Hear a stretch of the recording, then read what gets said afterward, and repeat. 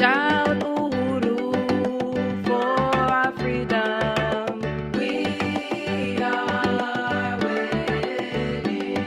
We'll dance and sing songs when revolution's won. We are winning. Africa's best daughters and sons. We are winning. Long live the liberation of our African nation. Freedom through organization. Socialist world of creation. 1 billion strong, yes, we are one. We are winning. Red, black, and green for you and me. We are winning. Won't stop the fight till we are free. We are winning. African workers, we must unite. We are winning. Against white power, the parasite. We are winning.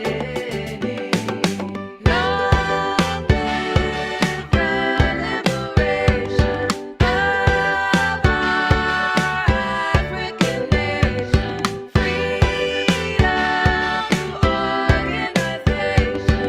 Socialist world of creation. 1 billion strong, yes, we are one. We are winning. Viva Iti, who first set us free. We are winning. Carry the torch of Jean-Jacques Dessalines. We are winning. Où peut-être, où les cailles. We are winning. We will rejoice when the colonizers die. They die. We are winning. Long live the liberation of our African nation. Freedom through organization. Socialist world of creation. 1 billion strong, yes, we are one. We are winning. This is the FBI. You have a federal warrant for this address. Keep your hands up and follow orders. This is the FBI. We have a warrant for this. They handcuffed me and my wife out here. They wanted me to sit on the curb while they were carrying this out, something that I refused to do. They wanted my wife to sit on the curb out here, that she refused to do.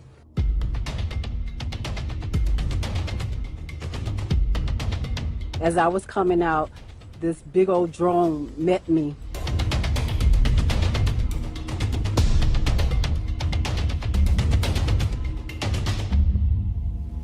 The only revolutionary organization that's done something here on the ground practically for African people is the one that's come under attack. Institution that offers a community radio station, a newspaper, a commercial kitchen, an Aquaba Hall rental space, and community office for our organizers. That was the building that has come under attack.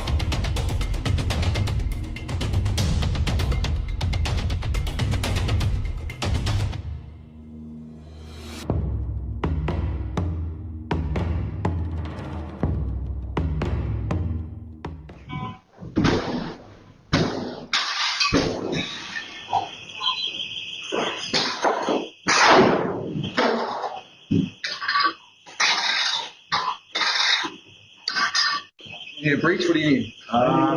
They want. I don't know. Let's hold that money. Hold Thank you.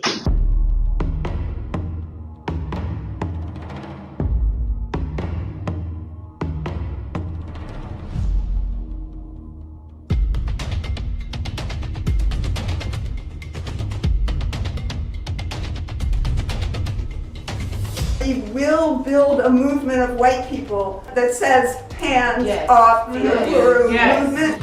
They see in the African People's Socialist Party a vanguard for the struggle for the liberation of our people. They see that because not just what we do here in the United States, but because we had the temerity to do like Garvey, to do like Malcolm X, and take the struggle of black people around the world.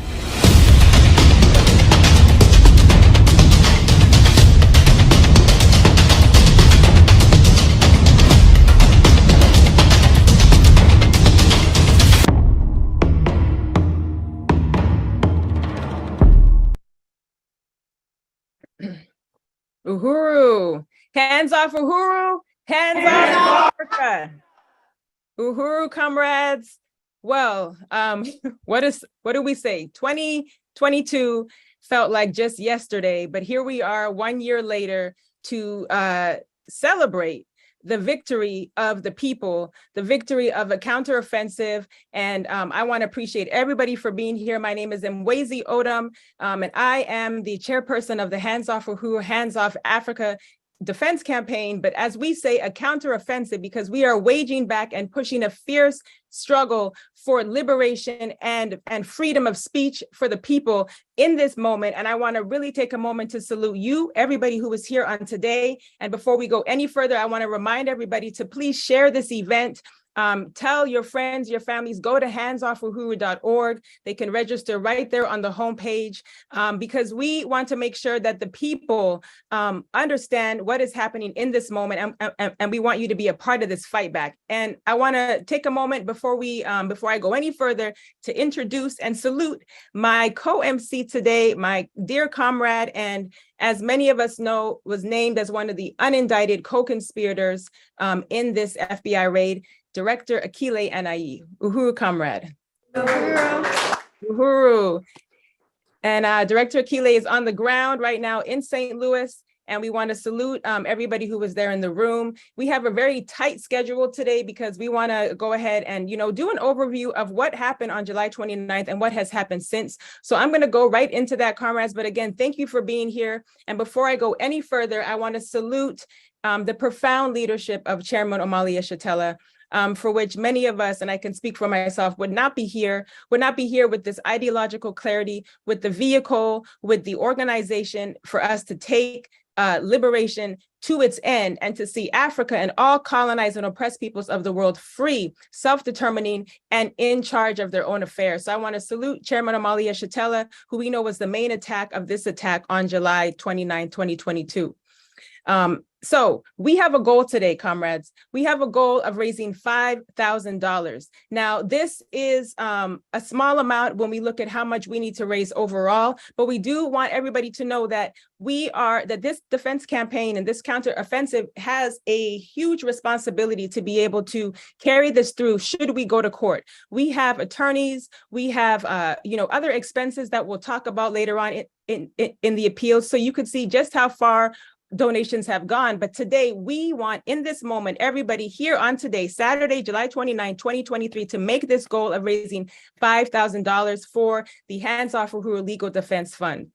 And you can do this by going to handsoffuhuru.org/donate, and you can make your pledge or make a donation today. So I want to appreciate those who have already gone to handsoffuhuru.org/donate to make their pledges. Uhuru. All right, comrades. So we're going to go right into this, and then I'm going to turn it over to Director Akile at a certain point in this presentation as well. So comrades, Hands Off Uhuru, Hands Off Africa, 1 year later, this is our year in review. So we all know that on July 29th at 5 a.m., the FBI orchestrated pre-dawn military-style raids on the Uhuru Movement properties. This happened in St. Louis, Missouri, and in St. Petersburg, Florida. So here are some pictures that you can see on the left outside of the chairman's home. These military, tanks on the middle of a street in the most impoverished sector of the community in North St. Louis. And on the right, you see the FBI thugs, dressed in their camouflage gear, helmets, and assault rifles, inside the Uhuru Solidarity Center, where our comrades are right now. So here we are, still standing. On that same day at 6 a.m. Eastern time in St. Petersburg, Florida, the military FBI raids happened again on 3 Uhuru properties, including the Uhuru House. And we have Director Akile here, who remembers that day. And Director Akile, maybe you could just say briefly, what happened, because you were also attacked on that day. Uhuru Chair Mwezi, well, firstly, just want to salute your leadership. And I know we're going to talk about even more how profound a year it has been, and to show this incredible fight back where we have not relented, the people have not relented, and are just totally emboldened by the counteroffensive that has been initiated. And want to join in saluting my leadership, Chairman Amalia Shatella. And yes, just as the comrades who were at the several properties and homes in St. Louis, Missouri, was surrounded by FBI agents after I was lured out of my home by the local police department there, where they had lied and told me my car was broken into, but later I would learn that they were going to be the ones doing the breaking in. And they were, stealing, things out of my vehicle while they were doing this attack at the Uhuru House in St. Petersburg. For 9 hours, they had the African community on lockdown as they raided this building, stealing laptops, archive material, our files, records, and all of these things. And so that's, what I knew was happening there in St. Pete, and of course was trying to reach my leadership. And then we quickly learned that this was happening in other places. Right, exactly. And they had jammed the phones and they knew exactly who we would be contacting. So I want to appreciate you, comrade, because this leads us to how we responded to this, right? And so immediately the chairman called for a press conference in front of his home, and in St. Petersburg, Florida, we also had a press conference there as well. Alderman Jesse Todd, the Universal African Peoples Organization Chair, Saki Barudi, and others stood with us on that day. This interview got over 750,000 views and continues to be watched. And here's the chairman outside of his home with Onezene Yeshatela, who is a rightful leader, powerful African woman leader in our organization as well. And we want to salute the comrades who were there. Uhuru. So on July 29th in St. Pete, again, there was another press conference that was held. Many of you saw Director Akile's statements in the video. This was another, opportunity for us to be able to take the fight back, straight away, and to say, look, we are going to control the narrative around this. And I don't know if you want to say anything about this, Director Akile, because that was you and you were there. And I just really want to salute you for, fighting back the bourgeois press who already was trying to spread even more lies. Uhuru. Yeah, this was really dynamic because this was actually at the St. Pete Police headquarters. And they were conducting the press conference where they were saying what the raids, why they were attacking us, and they would not let us in. So we conducted a press conference instead right outside. We did our own while they were having theirs in there. And, the colonial media, the bourgeois media, was, working, collaborating, part of this FBI attack on our movement, and we're working to corroborate the story by the US government. And so we saw those types of reporters, try to, ask certain questions and do certain things to provoke some kind of answer. And the fact is that we had nothing to be sorry for. We're not guilty. We were never guilty of any bogus charge or accusation that was ever made against our movement. And that's all we needed to say. And that's what we said, and that spoke for us. So it was really powerful. Yes, it was very powerful. And you can see all these videos. They are online. They're also available on the website as well. I really want to salute you, Comrade Director Akile, and to say that, the chairman, made a live speech, which is a very powerful statement. This is where you will hear the chairman make the call yet again. We are not retreating, we are building. And this is what we have done since the chairman put that call out. And this was our opportunity to, again, speak to the world about what happened. So I want to salute the chairman for his presentation.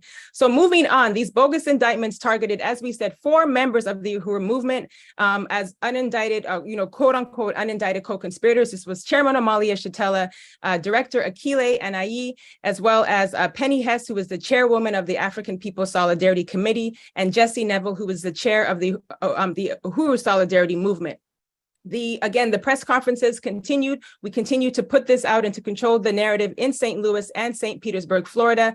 And we have to salute the people, because this was this was a time when just an overwhelming amount of support. And really, if we could show every picture, every event, we will be here all day, comrades, because it was such a moving experience to see that as, the people are being attacked, here are the people saying, we got you. This is an attack on you is an attack on us. And we understood that, like when we say touch one, touch all, right? And so this is an example. We want to really salute D12, movement, who held a press conference in Brooklyn, New York, with so many other organizations.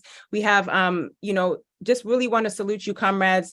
And these were some of the beginnings of the counteroffensive. So on August 10th, Chairman Amalia Shatella was also interviewed on Democracy Now! This interview has been seen by over 1 million people. And, this was another entry into this new phase of the campaign.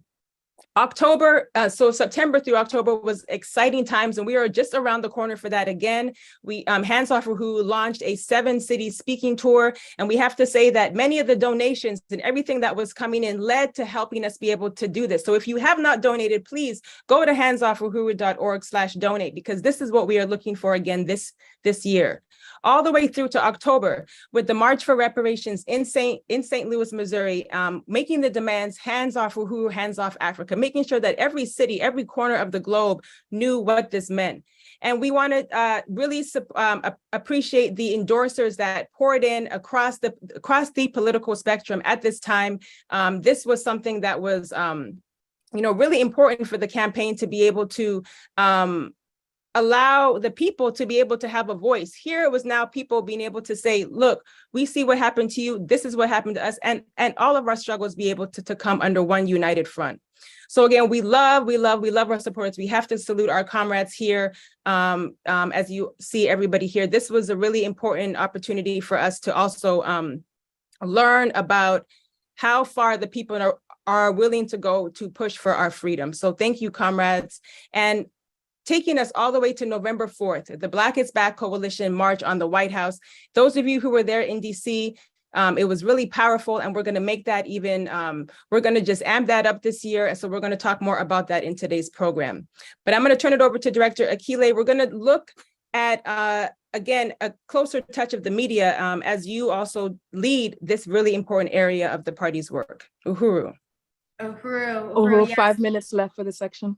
All right, right on. All right, I'll try to be brief. So yes, it was really critical for us to get out in front of and define what this attack is really about, and want to just salute the fact that there have been like hundreds really of forces coming out in support, and including those supporters have been media entities and those who operate these kind of platforms that allow us to be out there to tell this story, wanted to become a part of the fight back and contribute to this process by allowing this campaign to be on their platform to address this whole attack on the right, the attack on freedom of speech rights for African people in this country, but for peoples in this country who are struggling against what's happening today. So just wanted to recognize some of these just what it is that we've done. Over 100 media interviews, articles, and commentary in the year since the violent FBI raids. The Hands Off Uhuru campaign has done this by friendly interviews, op-eds being circulated supporting our position, various news articles, people independently writing about this, covering this issue. On the Pacifica Radio Network, we just want to thank comrades Betty Davis and Ralph Pointer, Garland Nixon, Margaret Flowers, Mimi Rosenberg, Margaret Kimberly, Scott Horton, Sylvester Rivers, and Ife Jai. Also, Kat Brooks, Davy D, Amy Goodman, and Juan Gonzalez with Democracy Now!, Marsha Coleman Adebayo, Daoud Andre, Daniel Villa, Michael Haskins, Nefta Freeman, all who have brought us onto their shows. And shout out to our friends in the Pacifica Fight Back effort to keep colonized and anti-war voices on the network. Sheila, Serene, Alvaro, Janet, Michael, and so many others. And also salute to the many other FM radio hosts and stations who have given on-air interviews, including Carl Nelson on Radio 1 in DC, Cable in Portland, KKFI in Kansas City, WUJM in St. Petersburg, and Fred Nagel of Class Wars. And thank you to the independent print and online publications. Oh, also shout out to Black Pride 96 Radio. We thank the independent print and online publications that have covered this issue fairly and in many instances published their strong support for the Hands Off Uhuru demand. This includes The Final Call, New York's Amsterdam News, Black Agenda Report, The Nation, Socialist Action, Counterpunch, Black Star News, People's World, Covert Action News, the Kansas City Defender, the Weekly Challenger, the Militant, Popular Resistance, Institute of the Black World, antiwar.com. Comrades, we only have limited time, so I cannot read all of these names, but they're all available on the handsoffuhuru.org website. You can find all of these articles, read them, and circulate them as well. And I'm just going to go over to our oh man, there's so many people. There is a lot. Take your time. Yeah, this you won't take my time. Okay, I'm gonna try to get through this. The timekeeper says we're good now. Yeah. Okay. Yes. All right, antiwar.com, Defending Rights and Dissent, Workers World, LA Progressive, The People's Dispatch, Toward Freedom, the Ron Paul Institute, Fight Back News, the World Socialist Website, Information Clearinghouse, the Mobile Dumb Nation, and the Revolution Report. And then there are the independent broadcasters who have interviewed us or spoken out against the attacks on our free speech rights, including Katie Halper and Aaron Mate, Kim Iverson, Rock Newman, Jared Ball, Max Blumenthal, Lee Camp, Jimmy Dore, Ryan Napoli, Giovanni Reyes, Empress Shai, Paul Durenzio, James Fauntleroy, Savvy Sab, Tara Reid, the ND News Network, and the Activist News Network. And a special salute, oh, this was in there. A special salute to our movement's Black community FM radio station in Florida, Black Pride 96 Radio, which has come under attack itself, slandered and targeted with economic sanctions for exercising free speech on behalf of the Black community. And this campaign has also been introduced to millions of readers and viewers through coverage on colonial media outlets like CNN, who sent reporters to St. Louis to do a hit piece, but couldn't find anything incriminating to show, and ended up running a brilliant piece of the chairman that helped our campaign through widening its exposure. And we also then saw commentator Tucker Carlson get fired from Fox just days after he expressed outrage at the FBI raids and attacks on our right to freedom of speech and criticizing Joe Biden and the Department of Justice. So that's no coincidence that he would get fired after he put the chairman out and this. Yeah. 2 minutes. All right, and then we want to acknowledge international media coverage, because this was not just this campaign, this fight back is not just something that's concentrated right here in this country. It's something that has implications for people all around the world struggling against the same kind of oppression and exploitation. And that's why forces, came out to report on this, and international media entities. They featured Chairman Malia Chattel and myself on Mobali Mukasi channel that reaches French-speaking Africans throughout the world. This month, the chairman was on and the theory of African internationalism was introduced to the masses of Arab peoples struggling against imperialist occupation through an in-depth interview on Proximate Aspect, a program on the widely watched Al Mayadeen satellite TV network. In the aftermath of the violent FBI raids and indictments, we have developed warm relationships with Orinoco Tribune in Venezuela, which has run articles, opinion pieces, broadcast interviews, and took a strong leading stance in the meeting to launch the Hands Off Uhuru Fight Back Coalition to build an anti-colonial free speech movement. And also supportive reporting and opinions have been published in Germany's Tag 24, in the Co-opt Anti-War Cafe in Berlin, London's Morning Star, and Australia's Green Left online journal. Out in the world, we are winning the war of ideas. Uhuru. Right on. Time. Uhuru. We have to move it. Okay, thank you, comrade.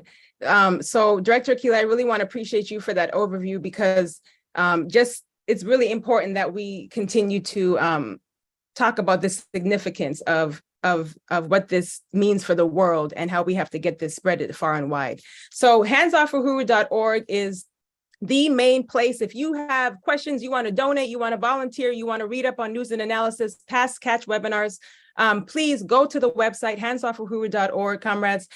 We are, using this as the main place. You can also sign up for newsletters and things like that. So this is what we built during this past year. And if you, we cannot go further without saluting our powerful legal team. During this process, we had to assemble a legal defense, right? And so we want to really salute the ACLU, the Center we want to appreciate Lauren Reagan and many others who have helped us be able to, bring together this legal team who we feel very confident with, and we want to salute our powerful Uhuru 3 legal team, because throughout this whole process, and many of you have seen this slideshow, so you understand that these attacks didn't just start on July 29th, but these attacks continued, and they, and even prior to. So the attacks escalated throughout the entire fight back of this past year, from church burnings to flag burnings to trying to close accounts with the financial institutions and social media that were imposing economic sanctions on the Uhuru movement and the African community. Regions Bank, we came for you. And again, we said throughout this whole time, we are not retreating, we are building. We pushed back with the Sanctuary City Resolution, which you can read more about on our website. We want to salute the People's Alderman Jesse Todd. We pushed back against Regions Banks at their headquarters in Birmingham, Alabama, and in St. Louis, Missouri, and a social media Twitter storm that we know caused some damage. And that was so much fun, by the way. We got to do something like that again. And again, I want to say that we kept on pushing. So in March 18, Chairman Amalia Shatella gave an electrifying speech in Washington, D.C. at the anti-war mobilization. This was a really powerful speech, and if you have not seen it, please, you can go check this out at the Burning Spear website or on our website as well. Hands Off Uhuru in DC, we want to salute you for your organizing efforts, and hands off wherever you are. And on April 18th, the news came, the indictments, 9 months later, the indictments of the Uhuru 3, Chairman Amalia Shatella, Chairwoman Penny Hess, and Jesse Neville, on charges of being quote unquote Russian agents working for the Russian government, which we know, and we have been saying that we know is completely bogus. And on about 2 weeks later, May 2023, the chairman, Jesse and Penny all went into, to self-surrender, as they say. And so here we are, saying we're not going to push back. The whole world is going to now have to say, drop the charges against the Uhuru 3. And the International Day of Action kicked off on May 27th with actions all around the world, from St. Petersburg, Florida, to Newark, New Jersey, St. Louis, Missouri, San Diego, California. We were in Los Angeles. We were all across the ocean in occupied Azania with our comrades in west of Johannesburg, occupied Azania. We had over 20 cities within the US as well, in Jamaica, also in Liberia, West Africa, as well as in London, England as well. So these were just some of the places where the Hands Off Uhuru Front was making the demand to drop the charges against the Uhuru 3. We have had, so many of you have been to probably over 100 webinars this past year. And if you've been to any of these, then you can, say that you've been to 100 webinars in 1 year, and they all served a very important function. Why? Because we use these webinars to raise the resources. We have raised, comrades, over $234,000 raised since July 29, 2022. Uhuru, we have to take a moment to salute the people, because every donation counted. And, your support, comrades, has made a tremendous difference. As we said, the majority of this has to go towards the legal fees. So you can see here the administrative expenses, travel, promotional materials, and event costs. But securing, your donations have made it possible for us to hire this team. And as you can see from this pie chart, almost all the resources donated over this past year has gone to building the Uhuru Defense Fund. So you can also read more about the work that the Uhuru Defense Fund is doing, which we'll talk about more on the next couple of slides. We want to salute to over 40 people who have given over $1,000 and to all the donors who have given any amount, large or small, and donors are visible on our Hands Off Uhuru Donate page. So if you want to create an account there too, it'll help us get in touch with you quicker and be able to give you givebacks and things like that. But you're up there and we want to appreciate you. And we want to salute some of our thousands of donors. Here we have quickly Mark Anderson, Marcus in Oakland, who was not here, but gave our very first donation to the Hands Off Uhuru campaign, which is a $5,000 donation. We wanted to salute Comrade Marcus. Also, Deputy Chair Ona Zane, Robin Kelly, Redbeard, as well as Fergie, Charles and Inez Barron, and the People's of Organization of Progress. We want to appreciate POP for your, collective contributions to this fight back. Some more of our fundraisers, Hands Off Uhuru on the mic. We had some cultural events. We want to appreciate Paul Kessler, who you met last week, Angelica Mueller. Also, we want to appreciate Comrade Ann, who has been holding weekly yoga classes as well. Hands Off Uhuru went international. We went to Cuba to take this fight back and to let the world know about these charges on the Uhuru 3. This was 5 days after the indictments that we were on the road to Cuba, and just really want to salute the work that this campaign has taken us all the way also to working with the UN expert mechanisms to advance racial justice and equality in law enforcement.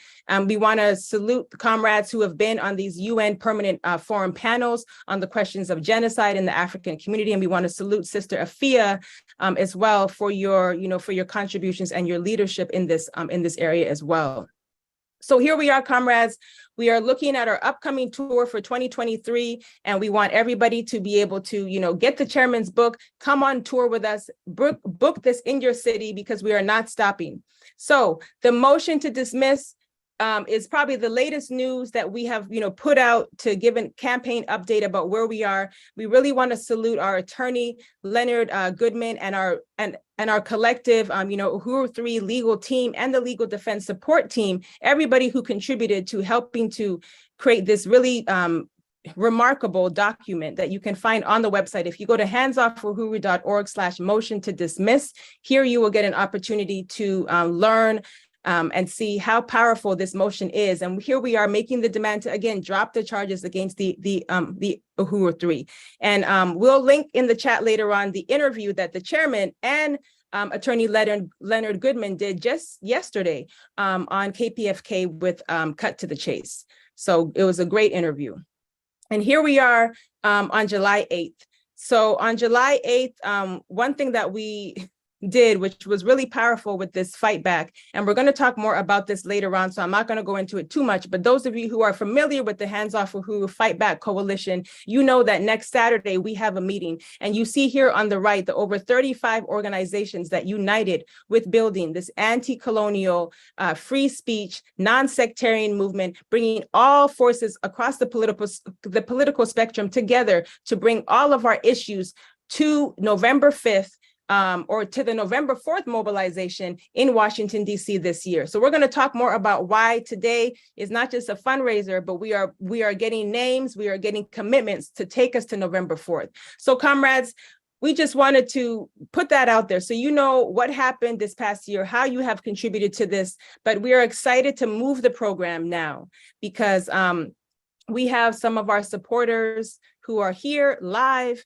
who are ready to give some statements and to make the demand to drop the charges against the Uhuru 3. So I want to thank you, Director Akile, for helping me through that PowerPoint and for your report. And we're going to move it. And I know that we have quite a few people on, and you may have gotten a message from our tech assistant in the back to tell you the order, and things may have changed, but I'm going to call you up when I see you, and I want to salute you and appreciate you to even invite you to come on camera. And Sister Afia, I see you have your hand up. If you, I'm going to see if we can send you a panelist link so you can receive your link as well. Uhuru. All right, comrades. So I want to call up, just announce who's in this first section. But before we move forward, please remember to go to handsoffuhuru.org donate. We have a goal of raising $5,000 today. We're going to kick it off with our comrade, Sister Belinda Parker Brown. We have Betty Davis, if you are on with us, Sister Betty Davis, Ralph Pointer. We have Ron Gochez as well, Sister Afia, Lucy Murphy, Zaki Baruti, Jesse Todd, Paulette, and Carolyn Lake, Tafari, Heinrich Booker, and Angelica. Comrades, I'm going to ask you, when you come on, please let us know who you are, tell us your organization, and tell the people what they need to hear. So I want to salute you all for being here. I see Sister Belinda Parker Brown, my sister. Uhuru!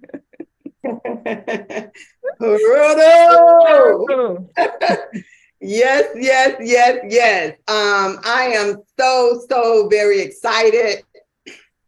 I'm telling you, comrades, you are just some phenomenal people that have been doing just some awesome, some great work. And the world, you know, I'm here. I'm going to introduce myself. I'm here in Louisiana. We're with Louisiana United International. We're a civil constitutional human rights organization. And I'm telling you, we are so excited to be a part of this, for such a time as this. This is the movement that everybody needs to unite with. And I'm here to salute our great leader, our fearless leader, none other than Chairman Omali Yesiteli, and his wife and his family and all of these great comrades that are standing with us. You know, I just want the world to know, I want the people that took the time out of their busy schedules to be a part of this very powerful, informational, necessary event. You know, I want people, it's time for us to get, you know, I heard a lot, the young people talk about being locked and loaded and, you know, being, you know, ready and on fleet and all of these, you know, the stuff that they talk about. But I want to say to you all as a people, as Black people here in the United States of America, this is one movement that we all have to unite on. And please, please do not say you don't have money to give. Don't say that. Okay, because I know and you know, everybody running around doing everything you want to do. You do whatever it is you want to do. And I'm saying to you right now, we have a goal set here today to raise money because it's going to take resources for this type of movement. And I want everybody to get up and get ready. And if you're not woke by now, you need to tune in and pay very close attention to everything that's being said on this webinar. Excuse me. So I just want to, you know, I know we're going to come back and give more opportunity for this, but I'm telling you, I want to say this. This is my testimony, people. You know, I would not have a clue if it would not be for the Uhuru Movement and the African Socialist Party about the real truth that's going on in this world today. I would not have a clue because, you know, they keep us being the busiest people in the world. We running around looking for help in all the wrong places. They put us on this rabbit chase, you know, and I'm saying it's time out for all of that. We know the truth now. We know the truth because if they came for Chairman Omali, they're coming for all of us. And what we're saying is that when you're doing everything right, and you're saying we're fed up with this type of treatment here in the United States of America, our own government is beating up on us. Our own government is blocking and stopping us from getting our own, what's due to us, our own sustainability, taking care of our own selves. They got a problem with that. And I'm saying enough is enough. And we're going to Washington, D.C. on November 4th, and we're going to declare and demand. We're not going to be there asking permission. We're not going to beg them for anything. We're going to demand what rightfully belongs to us as a people, as Black people here in the United States of America. It's time, people. So please don't say you don't have money to give to this movement. Put your money where your mouth is. And if you can't come, then help somebody else get there. Because right now I'm fed up. And I'm not mad. Because you know, mad is crazy. But I'm fed up and I'm angry about what they continue to do to us. And they want us to pretend though everything is okay. They don't want our big mouth. They don't want to hear us say nothing about what they're doing to us. They want us to go along to get along. So I'm here to tell you right now, if you didn't know, we're not going along to get along no more. We're going to take what's rightfully ours. And that's what it's time for. It's time for our children, our grandchildren, and our great-grandchildren to have a better world. So thank you for allowing me this moment to share. I have so much to say, but I was out here all by myself, fighting for my people to get justice that they never intended to give to us anyway. So now I'm not alone anymore, and I'm so excited that we don't have to be alone because we got the Uhuru Movement, we got the African Socialist Party, we got Black is Back Coalition. Everybody needs to join up and be a part of this movement. It's time for solidarity now and unity to come together on this one so we can get what rightfully belongs to us. Take it. Thank you.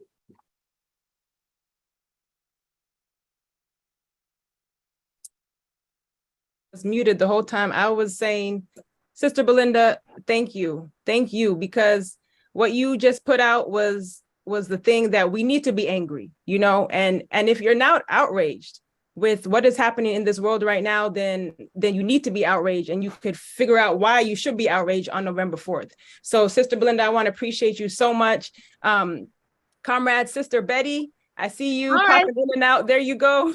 Yeah, Ralph is going to join us shortly. Right but on. I know you tight for time, so I'm going to start. Yeah. And I'm just going to say 3 words to you as to why they are attacking our comrades in the African People's Socialist Party. Black Power Blueprint. I'll say it again. Black Power Blueprint. When you are under attack, you're supposed to do fist up, fight back. Yes. When Ferguson happened, African People's Socialist Party answered the call. Whenever anything happens in America against the African people in the form of warfare, African People's Socialist Party answers the call. All over the world, African People's Socialist Party answers the call. Let me give you some statistics. In one of the papers, they refer to, the Washington Post refers to the mortality rate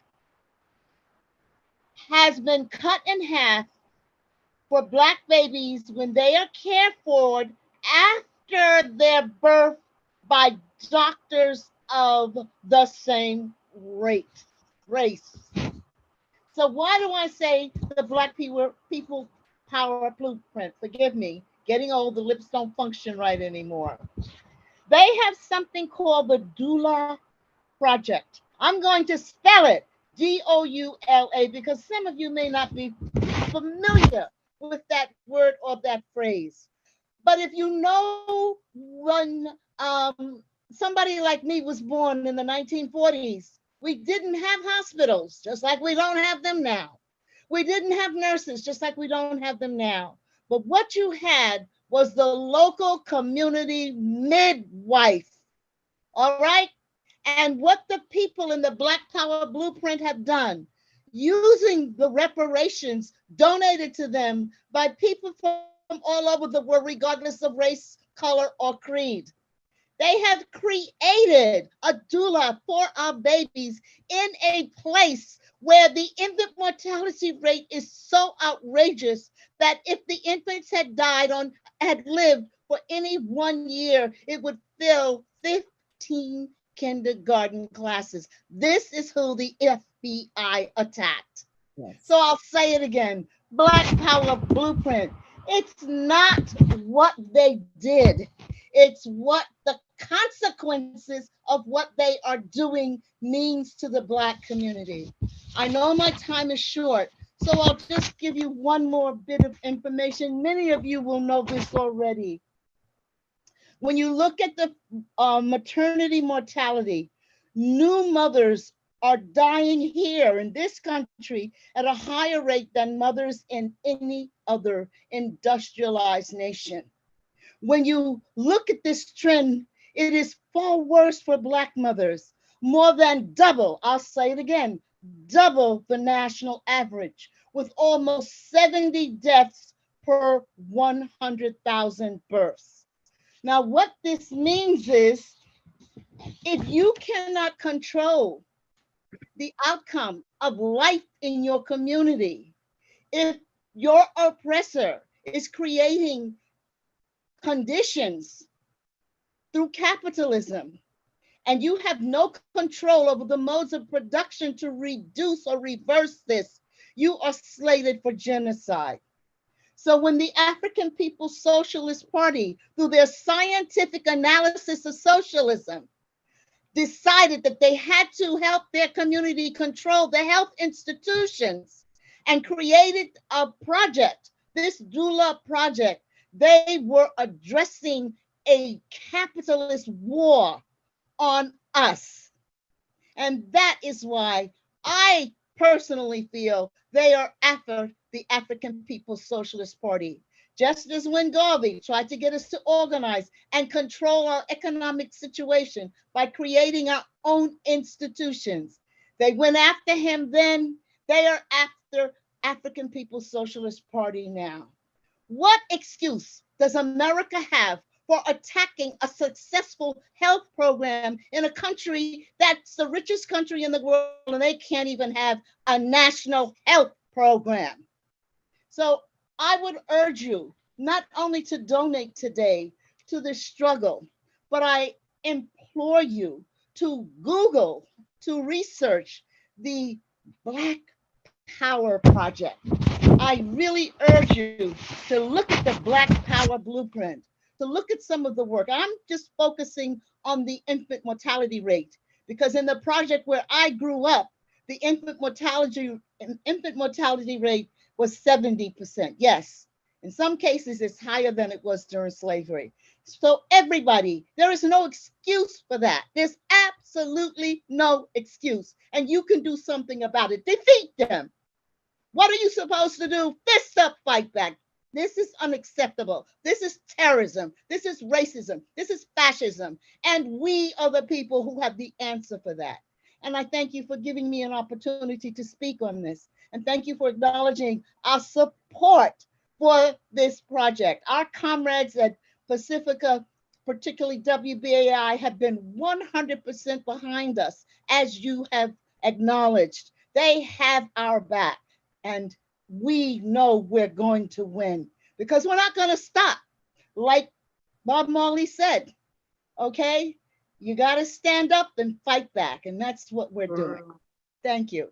Uhuru, Sister Betty, I want to appreciate you so much, comrade. And I just wanted to take a quick moment to just, again, repeat blackpowerblueprint.org. You can go there and just take a look at what Sister Betty is talking about. But I do want to just say, because I'm getting a note from our timekeeper that, we do have a lot of salutes and we want everybody to be able to stick to, if we can, our 1 minute, or our timekeeper will come on. She is very kind, but she will keep you accountable, and she's keeping me accountable right now. So I want to appreciate you, comrade. But those powerful statements, I just have to say, because I do want to take a moment to read where we are with our fundraising efforts for today, because I want to appreciate, okay, let me scroll up. I want to appreciate Jennifer Jones. Thank you, Jennifer, for your $100 donation. I want to thank Molly for your $50 donation. Uhuru to Leah for a $400 donation. Uhuru Leah, thank you. Brendan for your 100. John for your $28. Janice, 100. Bakari, $10. Jackson, 25. And that took us to, oh, here we're still going. Okay, so $5 a month sustainer. Right on. Mads, thank you so much for your sustaining membership. We also want to thank Jesse and Amanda for their 100. Uhuru, Jesse, if it's a Jesse and Amanda that I know, salute to Jesse. Comrade Jesse as well, and Kumba for your $10 donation. So comrades, that takes us to $928 just as we kicked it off. So I want to salute our first salutes, and we're going to keep them short moving forward, but we want to appreciate everybody. So who is next? Because I know I am off. I think I see Brother Ralph, and then we have another speaker. Go ahead.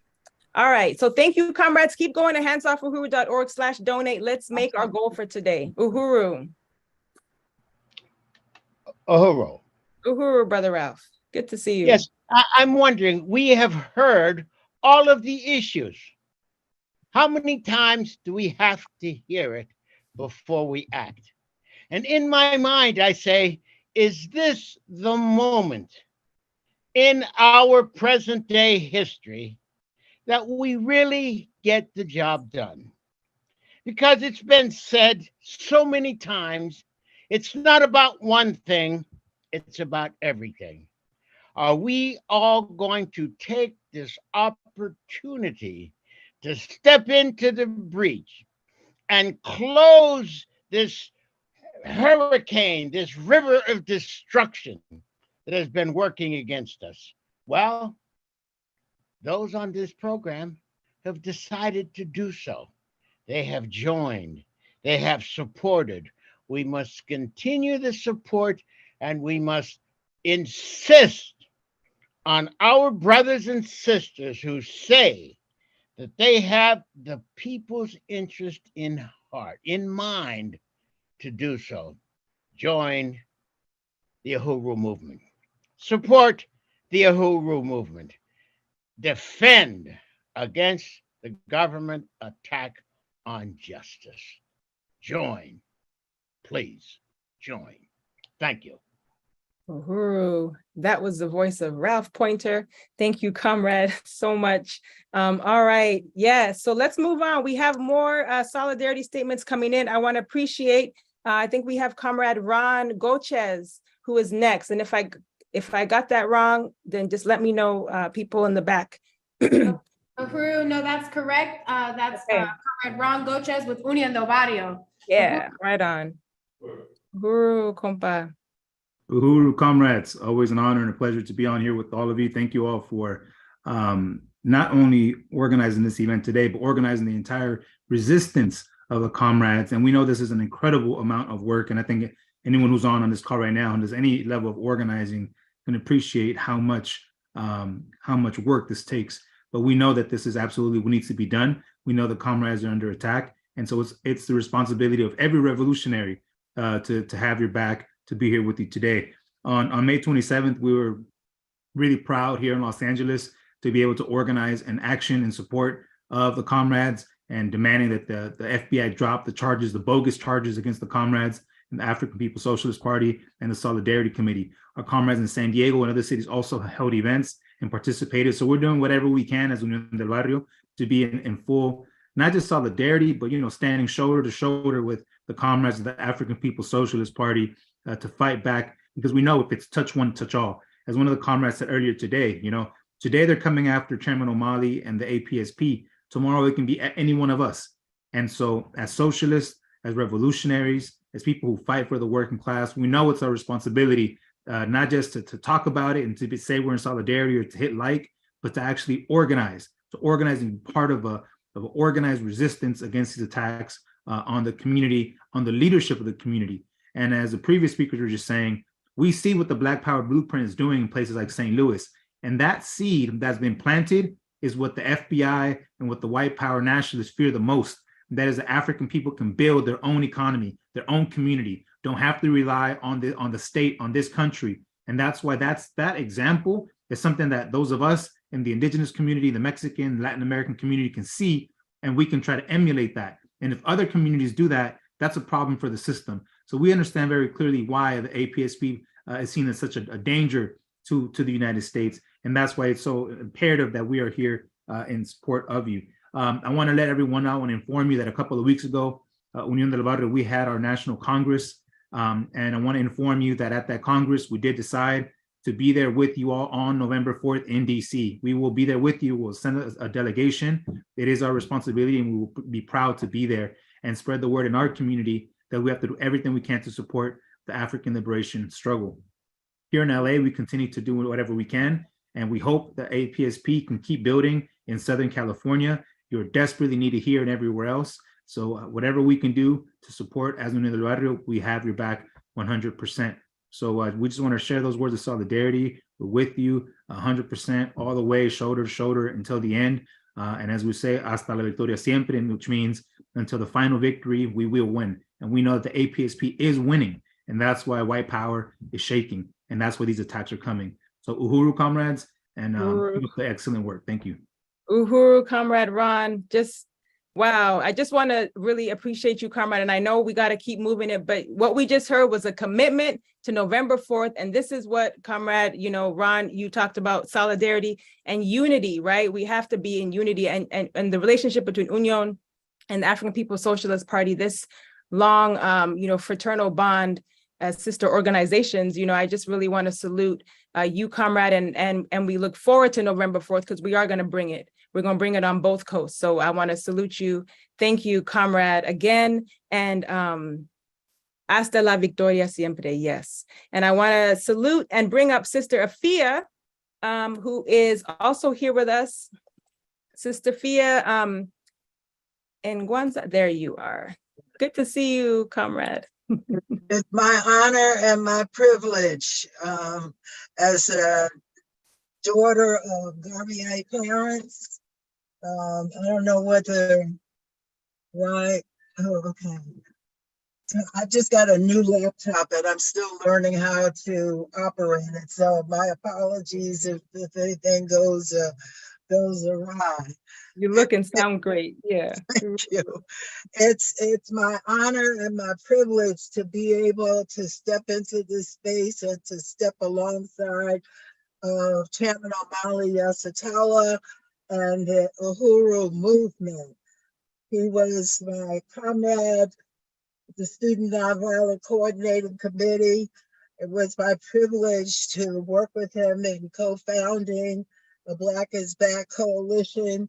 And it is with a great salute that I do salute him for maintaining the momentum and carrying the aims and the struggle of the 60s forward over these next 50 years.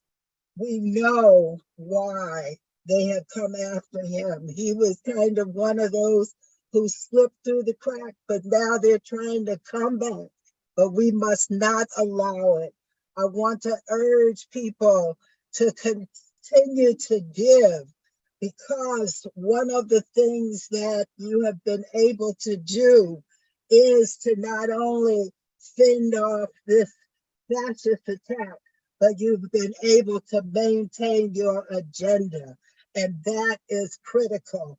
We must never allow them to be in control of our agenda or of the implementation of that agenda that we set for ourselves. That is the nature of self-determination. That is what Black Power means. So we continue to broadcast simultaneously and rebroadcast every interview that we are able to find on WMXP community radio here in Greenville, South Carolina, so that you are covering every corner of this plantation and raising the consciousness of our people and our allies wherever your voice can be raised. Thank you, thank you, thank you for the standard that you set and maintain for all of us. I yield. Wow. Thank you Uhuru. so much, Sister Afia. This was Sister Afia. And I'm going to get it right. Sis Nwanganza or Gaza. Correct. Yes, right on. With the who has been really central in the work throughout this fight back, particularly with the UN panels that you saw us present earlier, with the short EMLR, but the expert mechanism to advance racial justice and equality in law enforcement. So you want to appreciate you, Sister Afia, and that's just a little bit about what you do. So I know we could say so much more, but it has been really powerful to work with you in this fight back. Thank you. For that salute. Yes. My honor. My honor. Right on. And we'll see you on November 4th. Absolutely. All right. Right on. Uhuru, comrades. So next up, I see Sister Lucy. Echo. Yeah. Uhuru, there's a lot of feedback. If people could mute who are not speaking, I'm hearing every word twice. Yeah, we hear that. I think it might be coming from, is there any other device in your space, Sister Lucy? Or let me see. I think everyone is muted. Try again, Uhuru. Uhuru, comrades. I'm speaking for the co-president of the Bethesda African Cemetery Coalition. Okay, we still hear the echo. Uhuru, Sister Lucy, it looks like you have two devices connected. Yeah. You could disconnect one and just be on the one that you're on currently. I see the other one. Yeah. I thought I had disconnected. If you can disconnect me, please. You're disconnected now. Try now, Sister Lucy. Thank you. Much better. Oh, that sounds much better. Thank you. Uhuru, comrades, the Bethesda African Cemetery Coalition stands in solidarity with the Uhuru Movement. We denounce the vile FBI raid against Chairman Omali Yeshitela and all members of the African People's Socialist Party.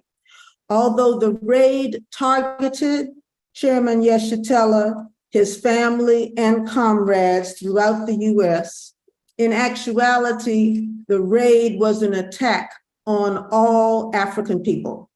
BACC joins you in denouncing the forces of imperialism that have strangled the political and economic blood of Africa.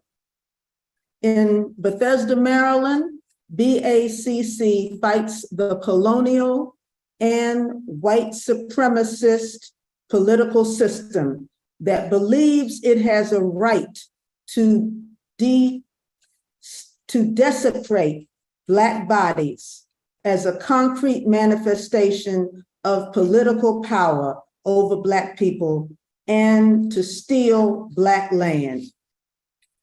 Congratulations on your year-long fight to expose the FBI, to expose the FBI raid, and to organize resistance to African oppression. Uhuru from the Bethesda African Cemetery Coalition.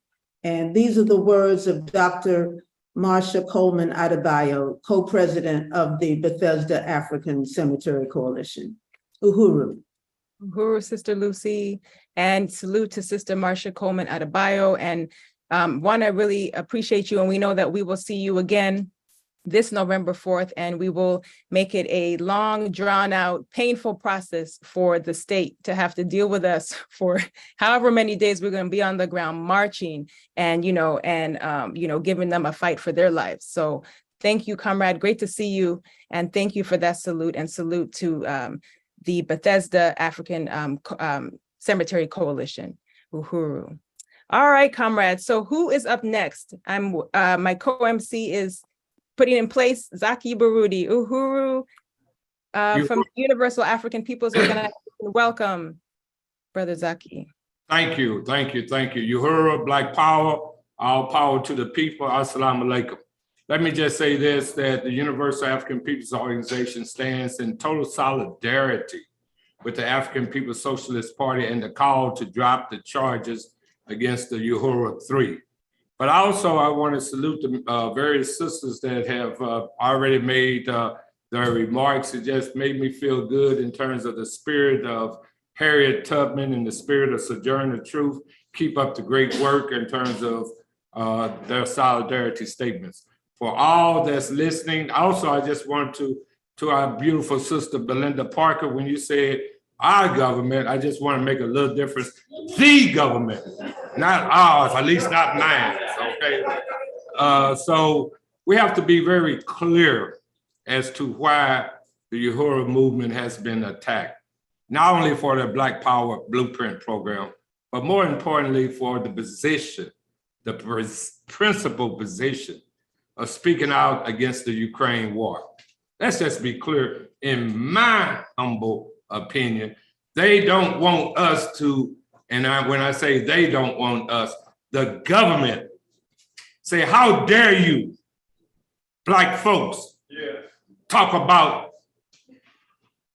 our government or the government spending billions of dollars when you got the deprivation and the horrors in our streets right here in the United States. That's for me the bottom line. And that's why I'm proud to stand in solidarity. Just as Dr. King came under attack when he went against the Vietnam War, the same thing. On April 4th, 1967, he came out against it. 1 year later, he's murdered on that same day. That's why the Black Panther Party was under attack. Because again, they say, how dare you? And we say the hell with you, and we stand solidly with the Uhuru 3. The charges must be dropped. I'm looking for thousands and thousands of people when we do the march on the White House or the criminal house.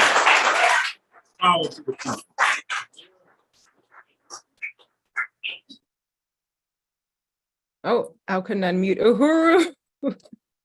Uhuru, Brother Zaki, right on. We gonna take it to them, and want to salute the comrades on the ground who are cheering you on, because we are moving to our next speaker, and we're really excited. I think who we have next is also on the ground in St. Louis. Yes, the People's Alderman, Jesse Todd, lifetime member of Impedum, and my comrade, Uhuru. Welcome, Comrade Jesse.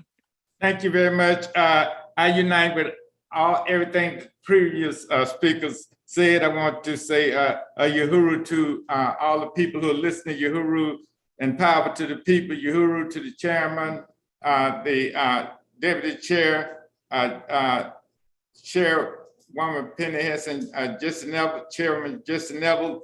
These they're being attacked for telling the truth. Yeah. The Black and whites are being attacked for telling the truth.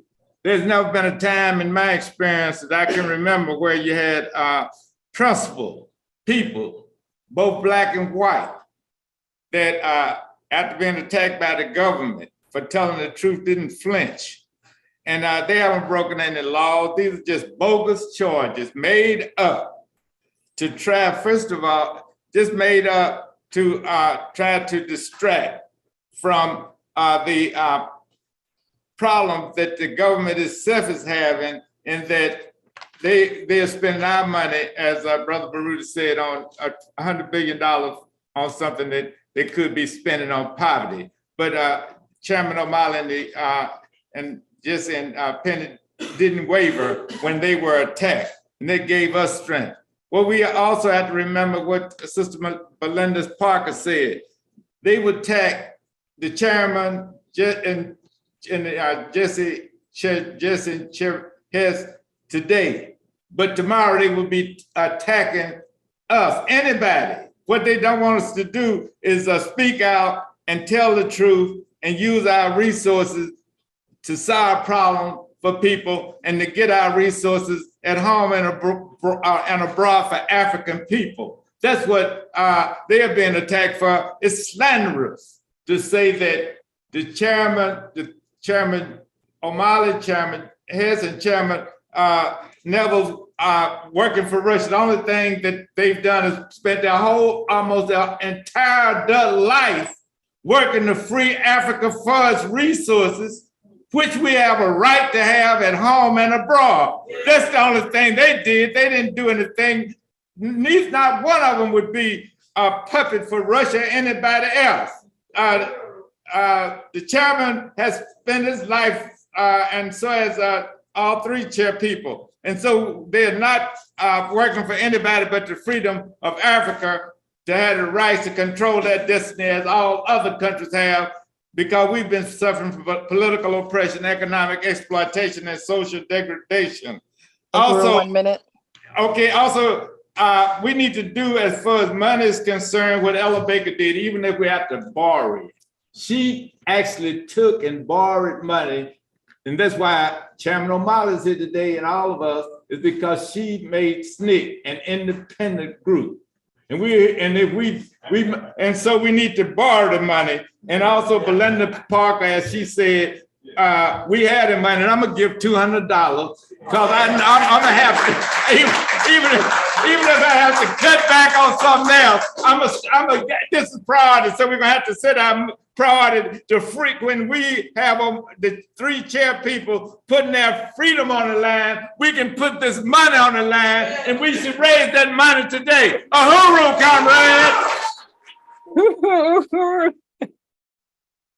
comrade! Fire. Uhuru, Alderman Jesse Todd. Wow, really salute you, comrade. Thank you for that $200 donation. And that was perfect timing, because we are gonna just give a quick fundraising update before we bring up our next speakers. And while that is happening, oh, she's already in place. I was gonna buy you some time and tell where people are viewing from, but we'll get to that after we hear where we are. Uhuru, absolutely. Wow, powerful. Yes. And we're just getting started. And I want to just announce where we are with our fundraising totals and shout out Clayton with their $100 contribution, Comrade Len, $100, Comrade Lisa with $100, Comrade President Matsamela with $50, Comrade Drew with $25, one of the Uhuru 3, Penny Hess with $100, Comrade Kitty, $50, Allison Haney, $100, Comrade Kiongozi, $100. And I'm looking at some of these comrades right now in the room. We have Comrade Wendy Snyder with $20, Kara Locke with $500. Uhuru. We have Comrade Nyendu in Fort Myers, one of the founding members of the African People's Socialist Party, $20 today. Uhuru, Comrade Nyendu. Comrade Susan, $30. MQ, $70. Betty Davis and Ralph Pointer, $300. Wow. We also have pledges from Comrade Sayero, $40, and a pledge from Comrade Becky with $100. Elizabeth Lee, $50. Comrade Jesse Todd, the People's Alderman, who was mentioned, $200. And that brings our total to $2,983. Uhuru. And we just remaining started. With the remaining 2017 to go. So, wow. Thank you. What did I just hear? I got it in the room.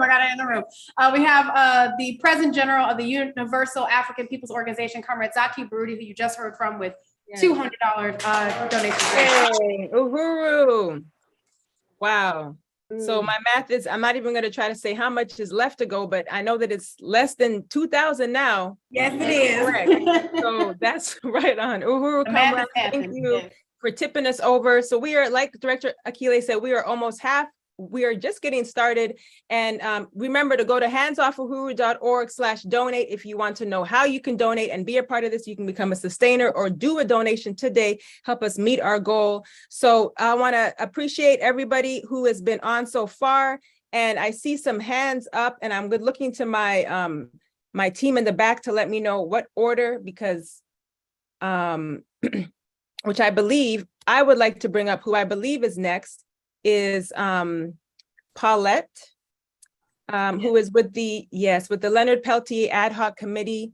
And if you are on, Sister Paulette, it would be great to see you. Dautile, you can tell me how to pronounce your name. I speak a little French, but I might mess it up more. Thank you very much. It's Dote and Well, to you.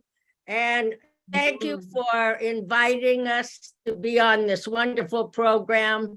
I used to live in Tampa and often went to your house in St. Petersburg for Black is Back Coalition. So it's great. And it's wonderful to see my comrades from Jericho also on this. So I want to give you greetings and solidarity from the Leonard Peltier Official Ad Hoc Committee. We are the people for Leonard at this time, and certainly stand in solidarity and unity with your struggle. We hope to be able to join you and send some people and maybe a couple of horses and riders for the November 4th demonstration in Washington, D.C. We will certainly do our best. And also, I want to give you greetings from Jericho and let you know that Jericho will also be sending people to be with you and to stand shoulder to shoulder. And everybody should know that Rochelle McGee, the longest held political prisoner in the United States, walked out of prison today. And that is certainly a Uhuru movement. And we want to thank you for all the work that you have done to support political prisoners. Uhuru, we stand in solidarity, and miigwech to you and the comrades. Thank you. Wow. Uhuru, wow. Thank you so much, Paulette, for that statement. And I know you are standing behind a very powerful group of individuals who are leading the defense for Leonard Peltier. And I want to also salute Jennifer Jones, who I know is also here with us as well, and other members of your organization. And yes, let's bring the horses, let's bring everything to November 4th. So I hear that as another commitment. So you see who's going to be there on this day. And we're going to, like we said, we're going to stomp, we're going to chant, we're going to make this the most powerful mobilization that we have seen in this lifetime, where the people are uniting. So thank you again, Paulette, for that statement. Really want to appreciate you, comrades, for being on as well. So next up, if Sister Carolyn Lake is there, we would like to bring you up. And then we have 2 hands that are raised, and I would like to also bring those comrades up in this section as well. So we will give you a number just in terms of order. And I don't know Sister Lake. There she is. See your camera opening. Uhuru. Uhuru, Sister Carolyn. With the Mafundi Lake Day Committee in honor of Comrade Mafundi Lake. And we just want to appreciate you for being here and salute to you and your family, Sister Carolyn. Uhuru. Okay, well, I had no choice but to be here. And I definitely can go back about 48 years where I met, when I met O'Malley in the party with my husband. And since that time, we've been through many tragedies, arrests, trials, tribulations, prison terms, and other struggles. But O'Malley and the party have supported and stood by us. He's a man of action, not just words. When I didn't know what to do, he was always there. When everything was about to cave in, he was always there with the party, not only with words, but with support, finances, moral support, and whatever we needed, without hesitation, all these years. So I have no doubt that he was going to be, I mean, he had been fighting for people, for Black people and African people all these years that I've known him. So I have to support him and the Uhuru Movement. So I say, drop the charges against the Uhuru 3, against O'Malley, Penny, and Jesse. And we love and appreciate and support your support. And we say, fight back, and Yes. we will win. Uhuru. Uhuru. Fist up, fight back. Fist up, fight back. Fight back, yes. Uhuru, Sister Carolyn, thank you so much for that statement. And I do look forward to meeting you finally. We almost met, but the state stopped me from getting on that plane to Birmingham to march with you, comrades. But we will see each other, and I want to appreciate you for that statement. And yes, I did make a donation. I made a donation of $75. I don't know. I hope I did it right. You know what? I'm sure it's in the queue. I see. Okay, comrades, Sister Carolyn made a donation. I'm sure you will let me know, and that has come in. Sister Carolyn, thank you for your donation. Be like Sister Carolyn. Go to handsofuhuru.org/donate. And thank you so much, Comrade Uhuru. Right on. Uhuru. So fund the fight back. Fund the fight back to defend Chairman Omali Yeshitela. Like Sister Carolyn Lake said, Chairman is about action. And this is why they are moving in on trying to, seek the target of the African liberation struggle as they see it in this moment. And like you said, touch one, touch all, fist up, fight back. So next, I want to bring up Comrade, we have, I believe, Tafari, Chair Tafari, who is in occupied Tanzania, or commonly known as South Africa. We want to appreciate you, a leading member in the African People's Socialist Party and leading the hands-off in South Africa, occupied Tanzania, and it's very late. So we'll let you go and go ahead. Uhuru, comrade. Uhuru Chemwezi, comrades. I want to salute everyone that's here. My leader, the leader of the African nation, of the African Revolution, Chairman Omali Yeshitela.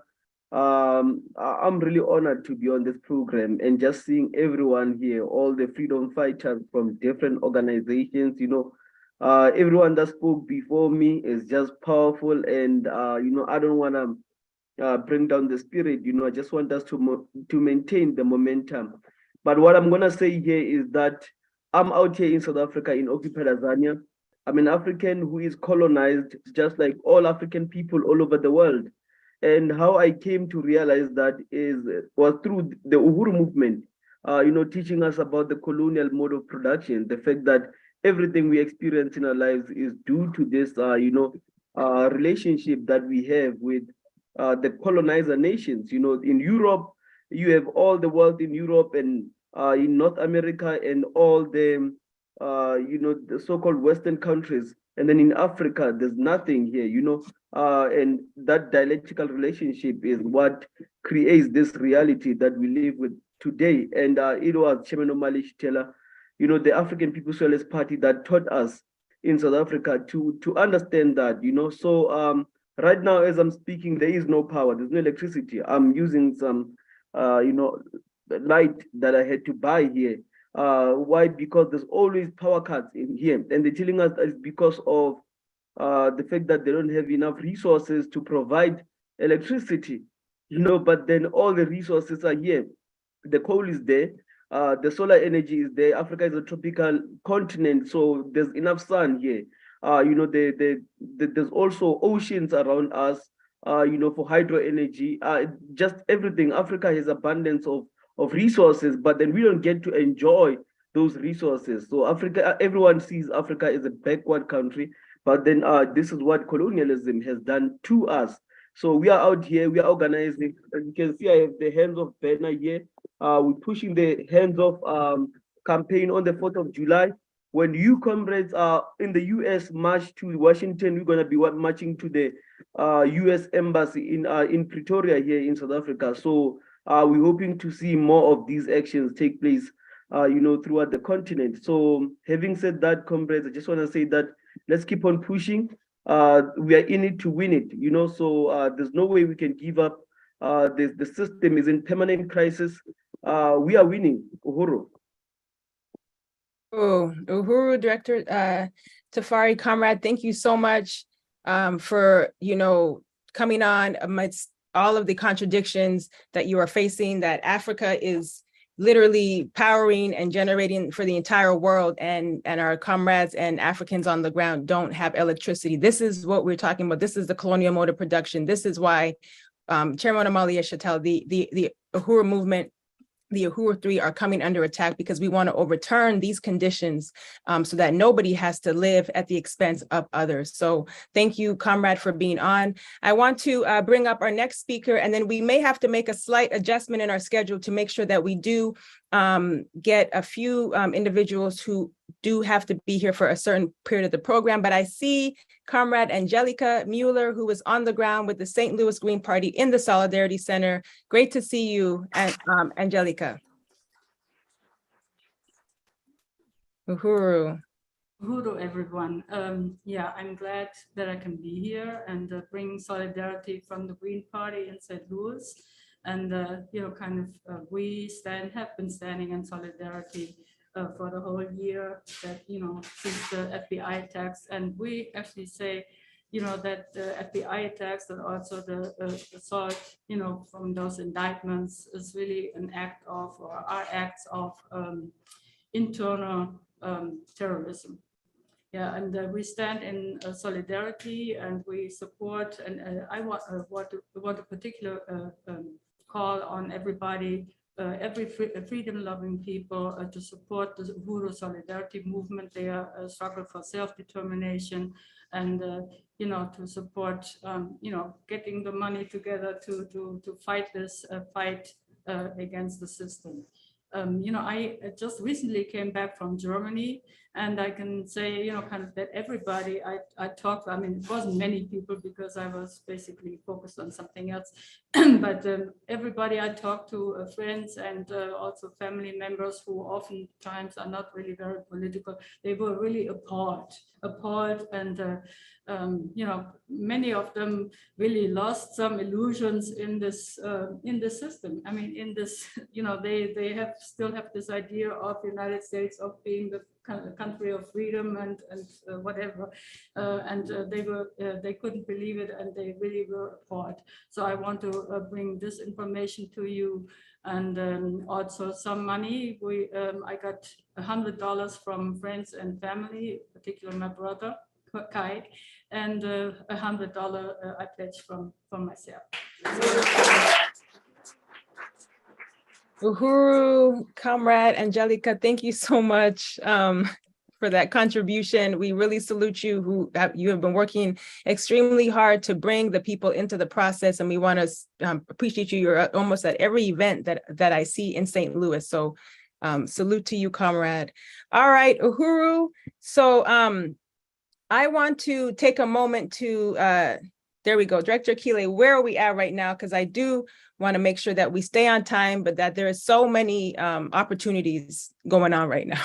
Yes, Uhuru. Well, I'm going to go through this quickly, but just to say that this powerful round of these statements, I think, have just encouraged so many people to pour, you know, into pour in the donations to this campaign.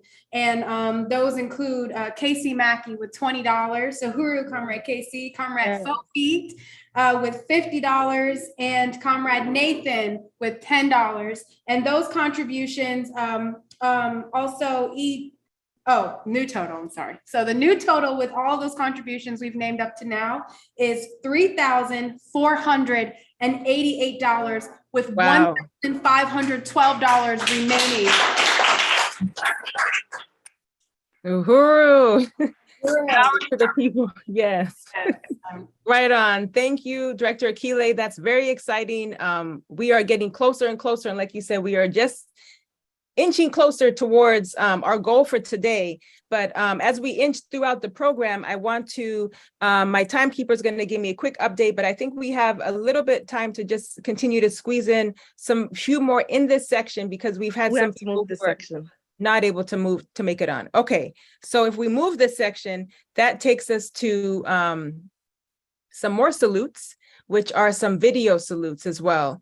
So I do want to say quickly, Comrade Penny, you're behind the scenes. Let me know if we can go ahead and do this. I see Sister Lisa, you have your hand up, and also Jesus. And I know some comrades may have to leave. So if you do, please just let me know as well. And come on right now before we scoot to the next section. Uhuru, Chair Mwezi, well, one of the attorneys who we have on with us, Leonard Goodman, who was actually the one who was, part of the process to put this motion for dismissal out, and he will have to leave soon. So if we hear from our attorney. Uhuru. Let's do it right now, right on. Thank you, comrades. So Attorney Goodman, it is an honor to introduce you and just really want to salute you and your work. And just, I know Director Chimarenga, or one of the comrades who was leading the Uhuru Legal Defense Committee, will say some more about the work that you were doing. But I just want to, on behalf of the party and the Hands Off campaign, really salute you, Uhuru. Thank you, Uhuru. Yeah. Uhuru. Yeah. I just want to say it's an honor to represent Penny Hess and to be part of this struggle. I'm inspired by what I've heard here today. And this case, what I really want to say is that this case strikes at the heart of the First Amendment. If you look at this indictment, I've been practicing law a long time. I have never seen anything like this. I mean, these folks are being prosecuted based on political speech and dissent. There's 80 years of Supreme Court cases that say they can't do that. So that's on our side. If the government succeeds here, the First Amendment is going to be destroyed. We cannot let that happen. And I'm going to do everything in my power. And I know the other lawyers as well are going to fight like hell to make sure that we win this case, because we have to. And it's distressing to see that the other mainstream media have not covered this case, because if they can do this to the African People's Socialist Party and to the chairman, they can do it to anyone. So I'm just encouraging people to get the word out and to make sure that people pay attention to this case, because we don't want this to be in darkness. We want sunlight is the best disinfectant, and let's let people know about this travesty of justice. Thank you. Yes, thank you so much, Attorney Goodman. And like you said, we're going to shine the light on this all. And I know you do have to go, and so you won't be able to join us in the section a little later. But I just want to remind everybody and appreciate Attorney Goodman for, the work that you are doing on this, and because we're here trying to raise, resources, and I want to acknowledge that you are taking this on pro bono. And I think that's really important to say, because that is a contribution to this fight back, and we have to, really recognize that as well. So salute to you, comrade. And we will, if we take it to court, we know we're going to win, but if not, it's been something that we, have to see as that we should all pay attention to and read that motion to dismiss, which is on the website, handsoffuhuru.org/motion to dismiss. Thank you, Attorney Goodman. Thank you. Uhuru. All right. All right. So, all right, comrades. So we are going to, I want to just take a quick moment to say where people are tuning in from, so we can get back on track with some of our speakers and those that have just come on. And I know we need to also bring Margaret up as well. So those of you who know that you should be on, send a message in the chat, and we will make sure that you get your panelist link. So I want to just take a moment to salute where everybody is tuning in from. Again, we are live on Facebook. We are also here on Zoom, and we are also on the Burning Spear YouTube channel. So I want to salute everybody tuning in from Peterborough, UK, Lexington, Kentucky, San Diego, California, Chicago, Illinois, Los Angeles, California, Caracas, Venezuela, Cleveland, Ohio, Silver Springs, Maryland, West Tennessee, Greenville, South Carolina, Boston, Massachusetts, New Orleans, Louisiana, Fort Myers, Florida, Baltimore, Massachusetts, Oakland, California, New Jersey, Zambia, in Africa, St. Louis, Missouri, Louisville, Kentucky, New Orleans, again, this is on YouTube, Seattle, Washington, North Tampa, as well as Sierra Leone, our comrades in Minneapolis, New York, again in Caracas, watching on Zoom and on YouTube, and Battle Creek, Michigan, South Africa, as well as Fort Myers, Florida, Philadelphia, Pennsylvania, Largo, Florida, Chicago, Illinois, Washington, D.C., and London. So these are spread across our various platforms. So we want to just salute everybody who is here on today. All right, comrades. So Director Akile, I'm going to move the program unless there's anything on the ground that I need to be aware of. Well, just to say, I believe we're going into the legal salutes now. We just heard from Attorney Goodman. And so we have to hear from Chimurenga Silambao, who's in the room with us. If we could take this.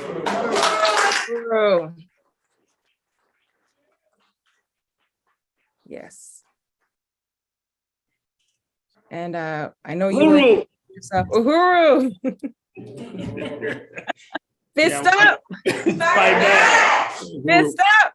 Fight back. Yeah, I want to really take this opportunity to salute the chairman for his more than 50 years, almost 60 years of fighting against colonial capitalism.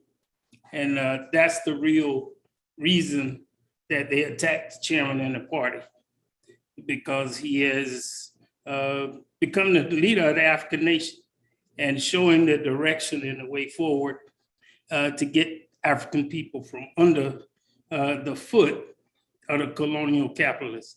So I think it's really important that we build for November 4th, bring everybody we can, like Zaki Baruch said, bring thousands, let's bring the thousands to Washington, D.C.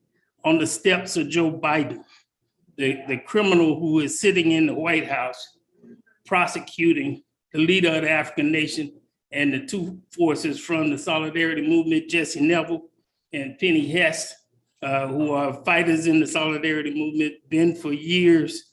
And this criminal is sending his Justice Department to prosecute us. So this has to be fought. I know we'll win.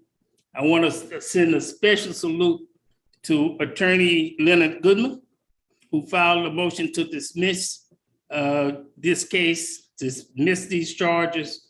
And I also want to put a shout out to our attorneys, Mutaki Akbar and Addie Griffin, who are part of the legal team defending our forces. And I think we will win. We are winning. Uhuru. Uhuru. Yes, we are winning. Thank you, Comrade Chimurenga, who is the chair leading the Legal Defense Support Committee. This committee has taken up the responsibility of a lot of the research and the work to support the Uhuru 3 attorneys, and are taking up many other work. So we want to appreciate you, comrade, and thank you for being on. So I know while Director Akile is getting back in her seat, we're going to take this moment to do our true appeal to just take us home, to make sure that we leave here $5,000 closer to our goal. So I want to salute you, comrade. I see you back on here.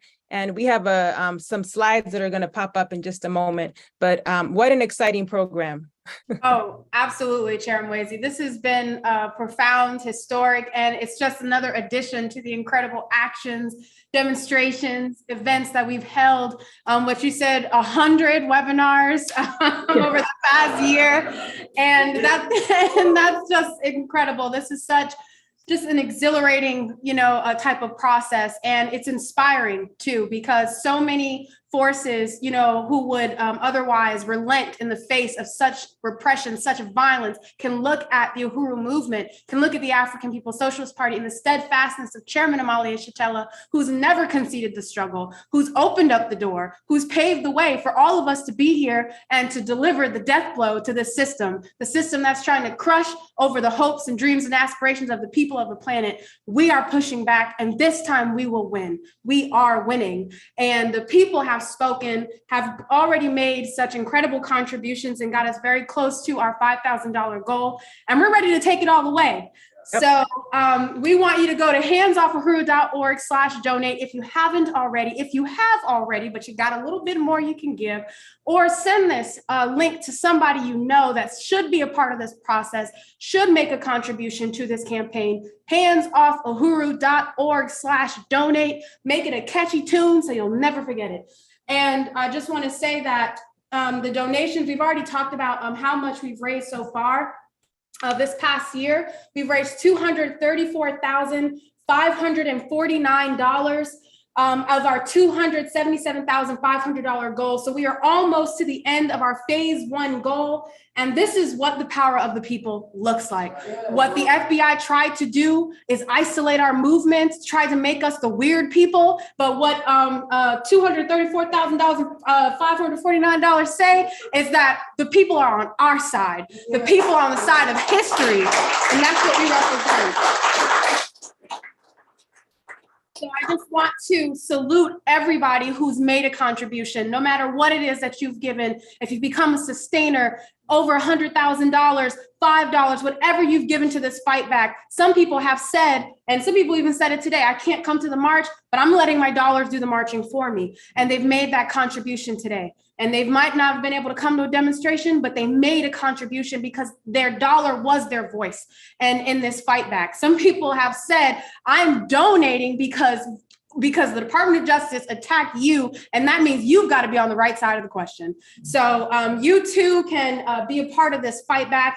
And again, going to handsoffofruth.org/donate. And just to say what these resources are, obviously we've already talked about, and we'll show again where the resources go in terms of the legal defense. And we have to have thousands of dollars to be able to make that struggle in the courtroom. And we also have to have the resources to be able to wage this struggle in the streets. It is two-pronged, twofold. We are going to be everywhere, overwhelming them all the time. And that's exactly what we're doing. They have nowhere to run. So they try to run from the people. We're in the streets. They try to run from us in the courtroom. They have a whole motion for dismissal to read through to just show the very bogus nature of the charges that were made against our movement. So your donations are part of the fight back. Thousands of donations have come in since the July 29, 2022 raids. More than half of the donations came in since the indictment in April 2023.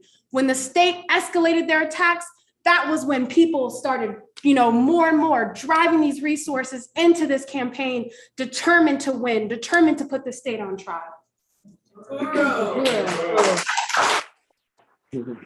Thank you, Director Akile. And you just laid out a really important, like all the reasons why we shouldn't even have to ask, because like we know the people are already coming with the understanding that we have to fund this fight back. But here we are going to be relentless in being on the streets. We're going to be relentless in asking for us to, to make the call to raise this money, because like we said, we're going to let them know that 277,000 and then $500,000, whatever we got to pay. This is the people saying, hands off the Uhuru movement, hands off freedom, hands off the people. So comrades, the funds are still, funds are still needed for, and like we said, we have about $43,000 left to raise overall. So funds are still urgently needed for the ongoing legal expenses, including the upcoming costs for us going to trial, which includes paying expert witnesses, court transcripts, travel costs, and more. But the trial, again, is just the beginning of our legal and our political counteroffensive, right? Lawsuits will need to be filed against the US, the FBI, banks, and all those who have colluded, right, with this vicious attack on African people. So again, we cannot let them get away with this. And they literally have opened like Pandora's box with this indictment, and that we are not going to ever let them shut it. And the barrage of lawsuits that is coming their way is going to require resources, right? So the sky is the limit with what this campaign can do and what we can accomplish, but we cannot be limited by the lack of access to funds. So that is why it's important for us to go to handsoffofruth.org and to continue to donate. Again, our goal today is $5,000, and we want to thank those who have donated so far. And we also, I don't know if you have any updates, Director Akile, but I think we should just keep going. Yep. Okay. Yeah, I got some updates. Yeah, let's go. We can update all day. Yeah, let's update. I've got Jose with $25. Uhuru, I've got Comrade Jamie with $20. I've got Comrade Margaret with $100. Comrade Sister Belinda Parker Brown pledged $50. We have Comrade Chess with $5 a month, a new sustainer. Yeah. We have Comrade Sandy with $50, Comrade Raya, $100, Comrade Maureen, $100, Comrade Ruby, $100. We have Janet Coburn, $20, Comrade Zoe, $50, Comrade Jeremiah, $5, President Yejide, $25, and Comrade Ember with $5, bringing our total today to $4,138 with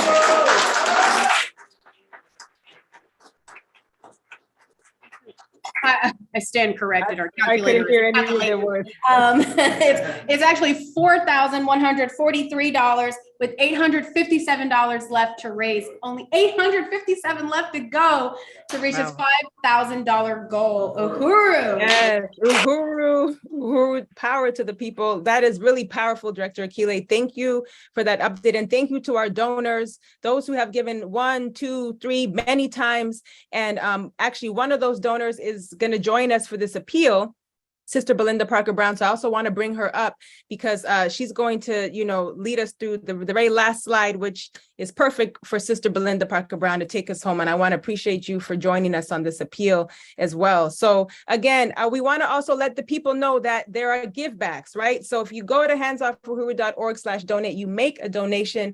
We have givebacks for anybody who who gives $250 or more in today's webinar. And maybe, and some of you have already, so you can expect a pin. I love this pin. I just want to say it's such a beautiful pin that has been created. And then again, if you give over $1,000, well, 1,000 or more, you can get a Hands Off Uhuru t-shirt sent to you. So if you have done that and you want to get this information sent to you, our chat moderators can put in the chat the link that you can fill out to give us your information so you can get your givebacks. But there are more givebacks. The first person, and actually we may have already gotten to this, I don't know, but the first person who donates $1,000 or more today will receive a signed copy of the newly published book, The Verdict is in, Reparations Now, signed by Chairman Omali Yeshitela himself.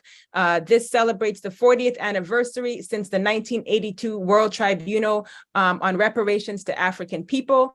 And it includes a foreword by Loezi Kinshasa and additional testimonies and an epilogue by the chairman. So you got to get this. $1,000 get you a signed copy because the pre-ordered copies that were signed are already out there in the world. So this is really special offer.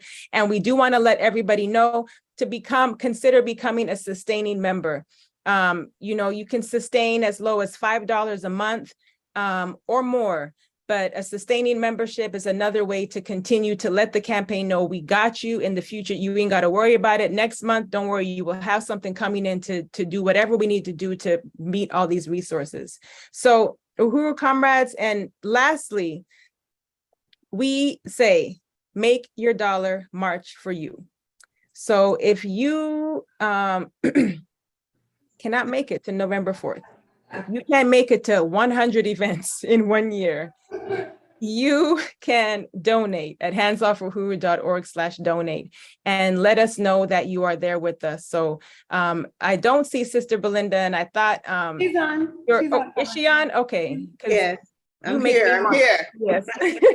let me know when we get ready. Go ahead. It's all for you. Take us there, Sister Belinda. Oh, wow. Awesome. This have been a phenomenal presentation, and all of these just wonderful solidarity and unity, and it's bringing us all together, people. But, we're here to say that sustainability is the most important thing in this movement. Sustainability. And it's going to take all of us. Listen to me, people. It's going to take all of us. And if it have ever been a time for you to know the real truth about what it is you need to be doing, now is that time. I mean, we're not going to be dumbed down anymore. I heard Sister Jellica say earlier, the freedom-loving people. Okay? The freedom-loving people. I got a message for you. Here in America, we are not free until we all are free. And I would not know nothing about the colonizers, and this fight for us for our freedom, if it would not be for what's happening right now with the Uhuru Movement and the African Socialist Party. Because I just want to tell you the truth from the bottom of my heart. We've been running around here acting like we've been free. We've been promised all this stuff that we never got. Some of us then, I had somebody tell me the other day that, I don't know nothing about that Uhuru movement. I don't know nothing about that African socialist people, then they want to put God in it. I'm like, hold up, wait a minute. That is the problem with us today. We always looking for an excuse not to do what's right, to help ourselves. So I'm telling you right now, people, there is no more excuses. It is a disgrace to the whole United States of America if you making an excuse why you cannot unite in solidarity with this movement. And when you talk about freedom of speech, we won't have it. I heard the attorney say that we really need to know, what we really need to know, people, that this is an attack against our freedom of speech. So you won't have it unless you join up, donate, and support hands off the Uhuru movement and hands off Africa. Right now is the time for all of us to do this. We're not going to wait anymore.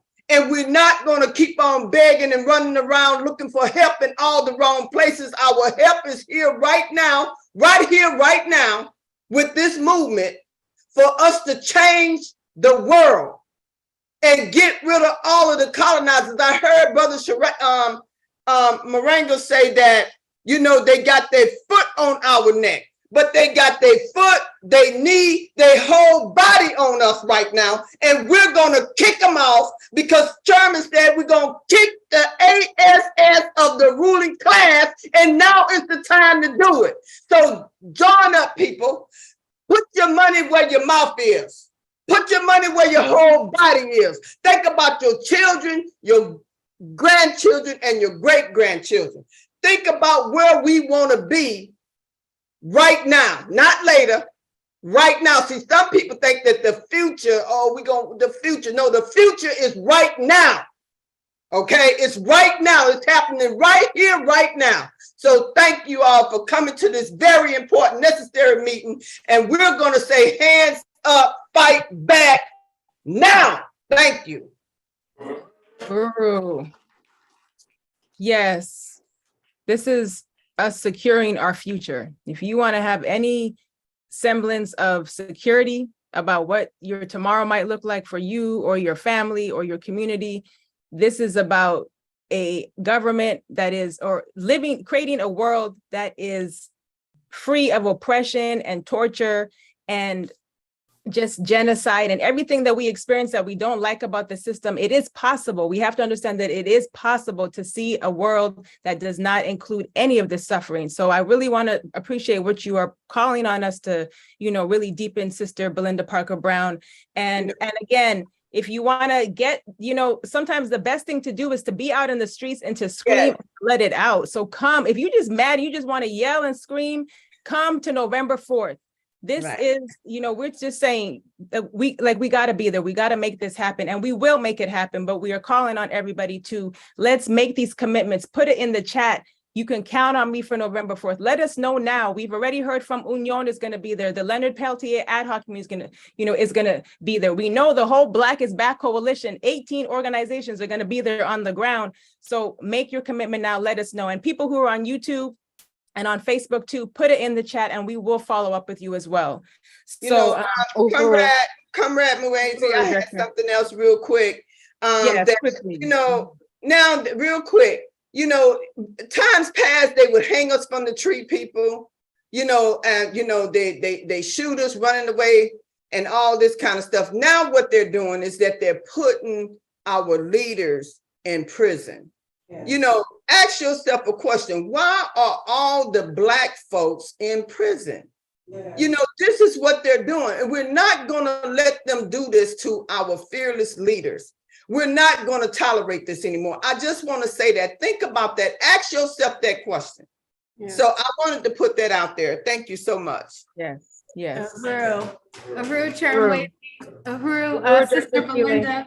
Uhuru, and that just reminds me of, you know, what we've been saying, that we're not going back, forward ever, backwards never. And the people are determined to go forward. MQ wants to go forward with the $250 contribution today. Uhuru, MQ. And we also have Chairman Amalia Shatella and Deputy Chair Onizane Shatella with $200. Uhuru. So we only have $387 left to go. And that means 39 people can donate $10 each, or 20 people donate $20 each. So we have people in the room and people online who can make that possible. Just go to handsoffuhuru.org/donate and become like the many comrades you've heard today, making their contributions, contributing to this fight back, propelling us to victory. Uhuru. Uhuru.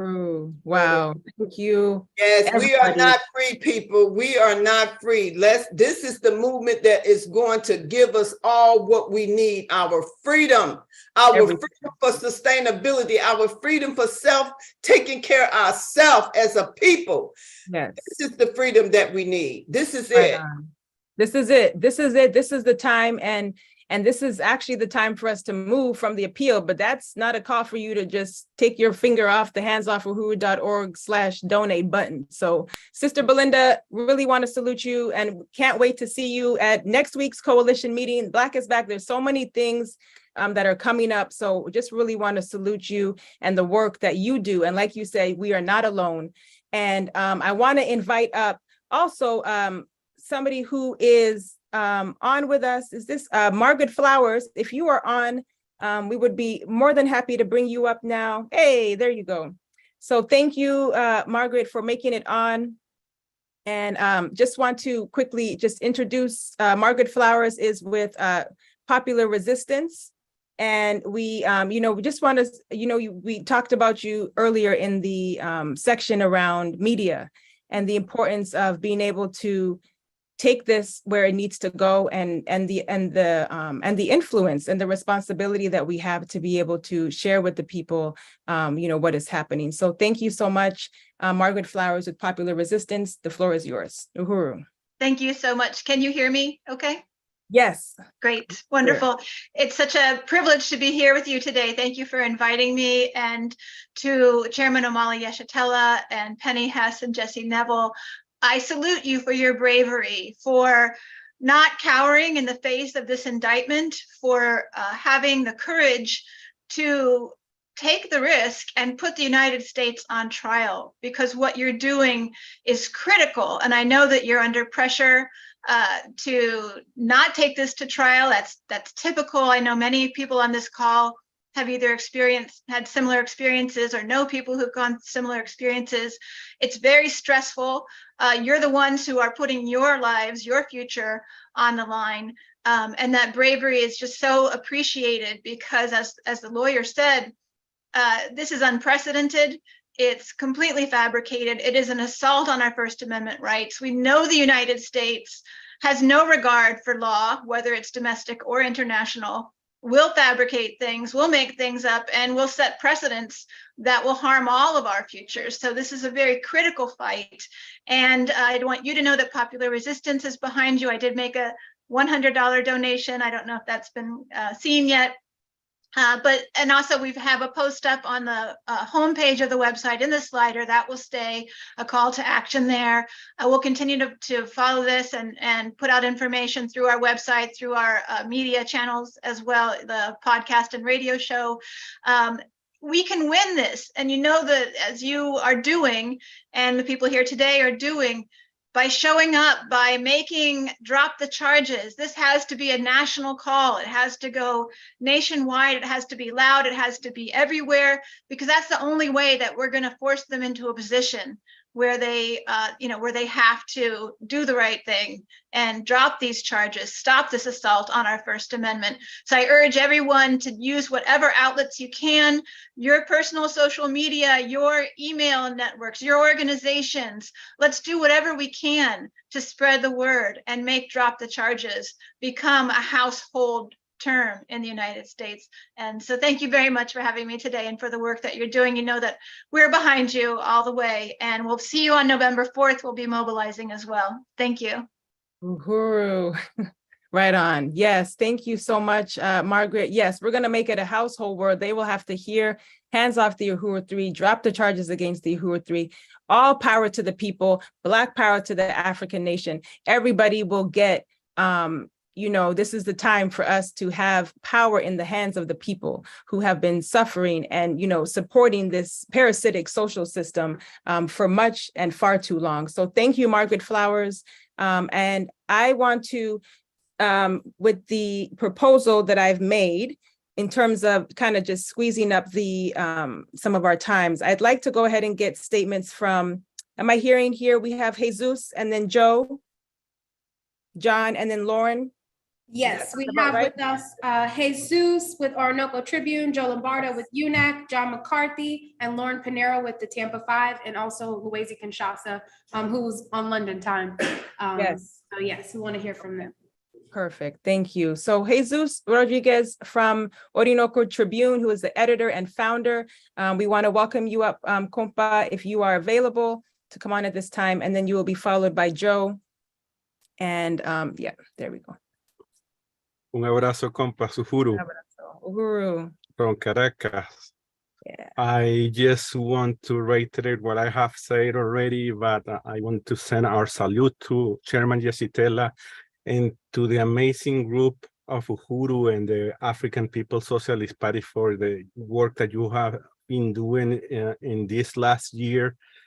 And I just want to reiterate that this, in our opinion, this is another evidence of the police state, the police repression and intimidation in the US and the lack of democracy that many people live there in the US. And I have to recognize that the work that you are doing is showing that you are not getting scared. And that's amazing because a lot of people that I know that have lived through experience like the ones that you have lived in, most of the time got scared. So you are showing that, in my opinion, your ideological clarity plays an important role in facing the aggression and fighting back. So I'm extremely amazed seeing you doing that. And also I want to say that this is a systemic, is another evidence of the systemic racism that happens in the US against Black communities, indigenous, Latinos, Asians, anyone that is not white.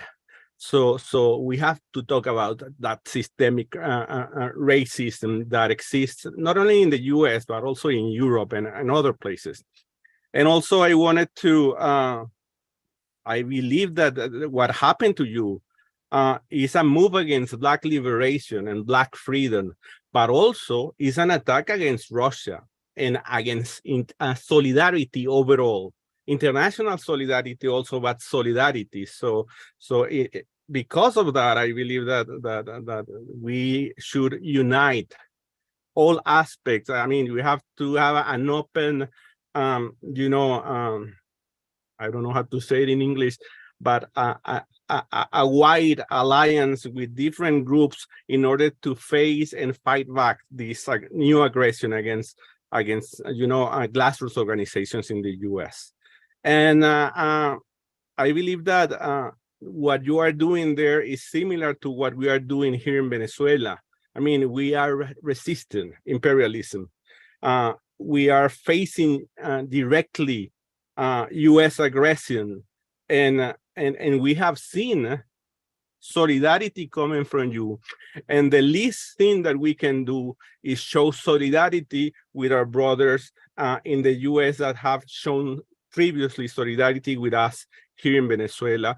And we are resisting and we are winning. And I'm sure that you are going also to win this new fight against, U.S. imperialism.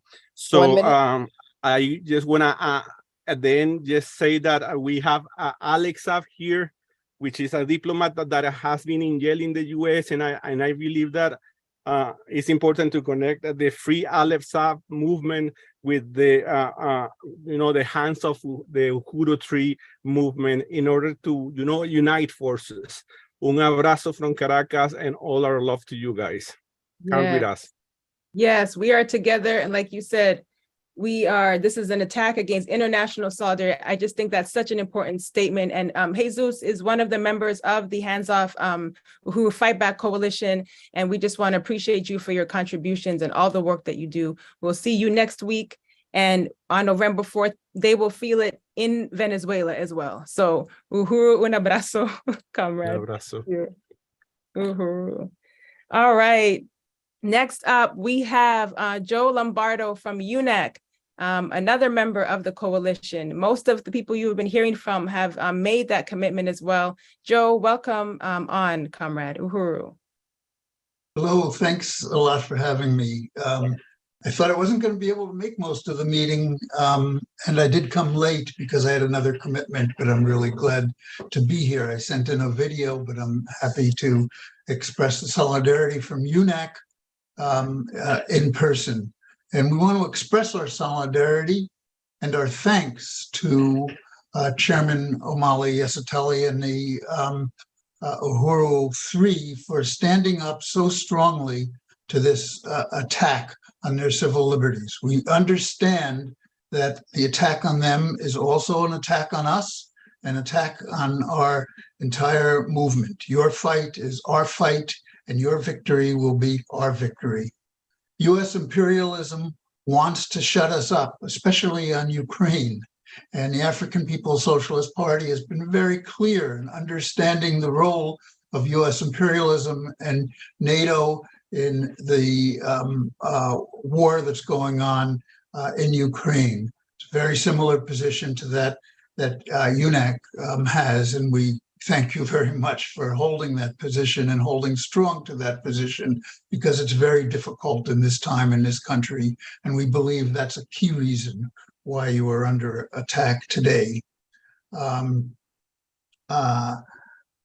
was really glad to hear the previous comrade mention Alex Saab. It's a very important case in the United States. It's part of the attacks on civil liberties that is happening throughout the movement. We understand that we're going into another period where there will be attacks on us because they have to shut us up. Their lives are no longer being given credibility by masses of people throughout the country and throughout the world. It's shown by the shifting reality in the world, where more and more people are looking towards BRICS and to other economic structures instead of the World Bank and the IMF and US imperialism.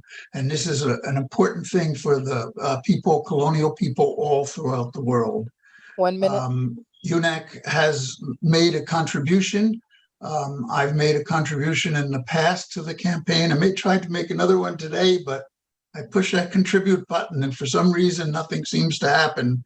But I will figure out a way to get my contribution today towards the goal. And we will see you on November 4th. November 4th is important. It's happened every year. The Uhuru Black is Back Coalition has done it every year. I've been there in the past, but this year is extremely important. We all need to be there. We all need to mobilize. We all need to fight back, and that's where it's going to happen. So let's all be there on November 4th. Right on. Uhuru, Joe, thank you so much. And thank you for your time. We're glad you made it on, and your video will actually be added to the website so people can go ahead and hear your statement that you sent in for today. But here we have you here live in person, and we will have somebody reach out to you about the issues you're having with the website. And if anybody is having any issues donating, you can email donate@handsoffuhuru.org and then also put it in the chat so somebody will be able to reach out to you, since we do have your information. Thank you, Joe. Uhuru. And I see Director Akile on before we move to our next speaker. Go ahead. Uhuru. Yes, Yeah. Uhuru. Thank you, Comrade Joe. And I just wanted to add and also just let people know where we are with our total. We're inching. We're almost there. We are almost there. And also, if you are having trouble donating, because there's so much support coming in, so try again within the hour. Try again processing your payment within the hour. So we have a donation. We received a $10 donation from Comrade Lauren. We've got another $50 contribution from Elizabeth Lee. They donated earlier, so an additional $50 today, which brought us to $4,823 with only 177 left to go. So I know we're on our way there, and we just have to hear from our next couple of speakers, and then we'll have it. So, Uhuru. Well, before we do that, I'm just going to make a pledge to make that 77, just take it down to wherever we need to go with that. So I'm going to make a $77 pledge, and I'll take care of that during this live. So it will be counted in today's pot for today. So Uhuru, that's a good number. So. All right. Well, that brought us down. I can do that math. And so that gives us $100 left to raise. And we got $100 contribution in the room from Comrade Kiongozi. So Uhuru. Right on. So that means we hit the big 5,000. We made our goal. Yes. Hands off Uhuru. Hands off Africa. Uhuru comrades. Wow. And you know, we're not going to stop there because we know that there's people who are still trying to donate. And, you know, like Director Akile said, come back in an hour if you're having some issues with the site. But wow, we did it, and we are going to continue on with this program. You still are going to get a chance to hear from the Chairman Omali Yeshitela and to learn about this coalition that is building and why November 4th is so important. And again, you heard from many of our comrades who have been giving statements about why we need to be there. So I want to bring up another speaker, Comrade John McCarthy, who is also a supporter of this work, and you know, is another person who, when you look up, you will see John there with, you know, these great signs. And I'm going to keep talking, John, until I see you, because sometimes I don't always see people right away. But just really want to salute John, because from the beginning, we have seen you out there in the world, putting out the word about the charges, making the demand to drop the charges. So I see you there. Uhuru, John, welcome. John McCarthy. Yes, Uhuru. The Center for Political Innovation wishes to congratulate you on your victory because 1 year after these brutal and vicious attacks, the imperialists are weaker and the African People's Socialist Party is even stronger than it was before. You have not stopped doing a single thing that you were doing before these attacks, and you have been doing so much more on top of it. Chairman Omali Yeshitela has come up with a way to turn this assault on the movement into a trap for the enemy. And we at CPI are very grateful to you for standing up and fighting for your right and the right of all of us to speak the truth about this imperialist war against Russia and against the global South in general.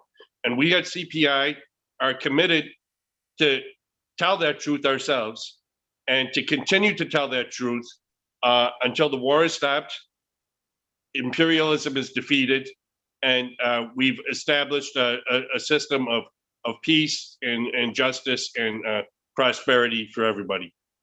Uhuru.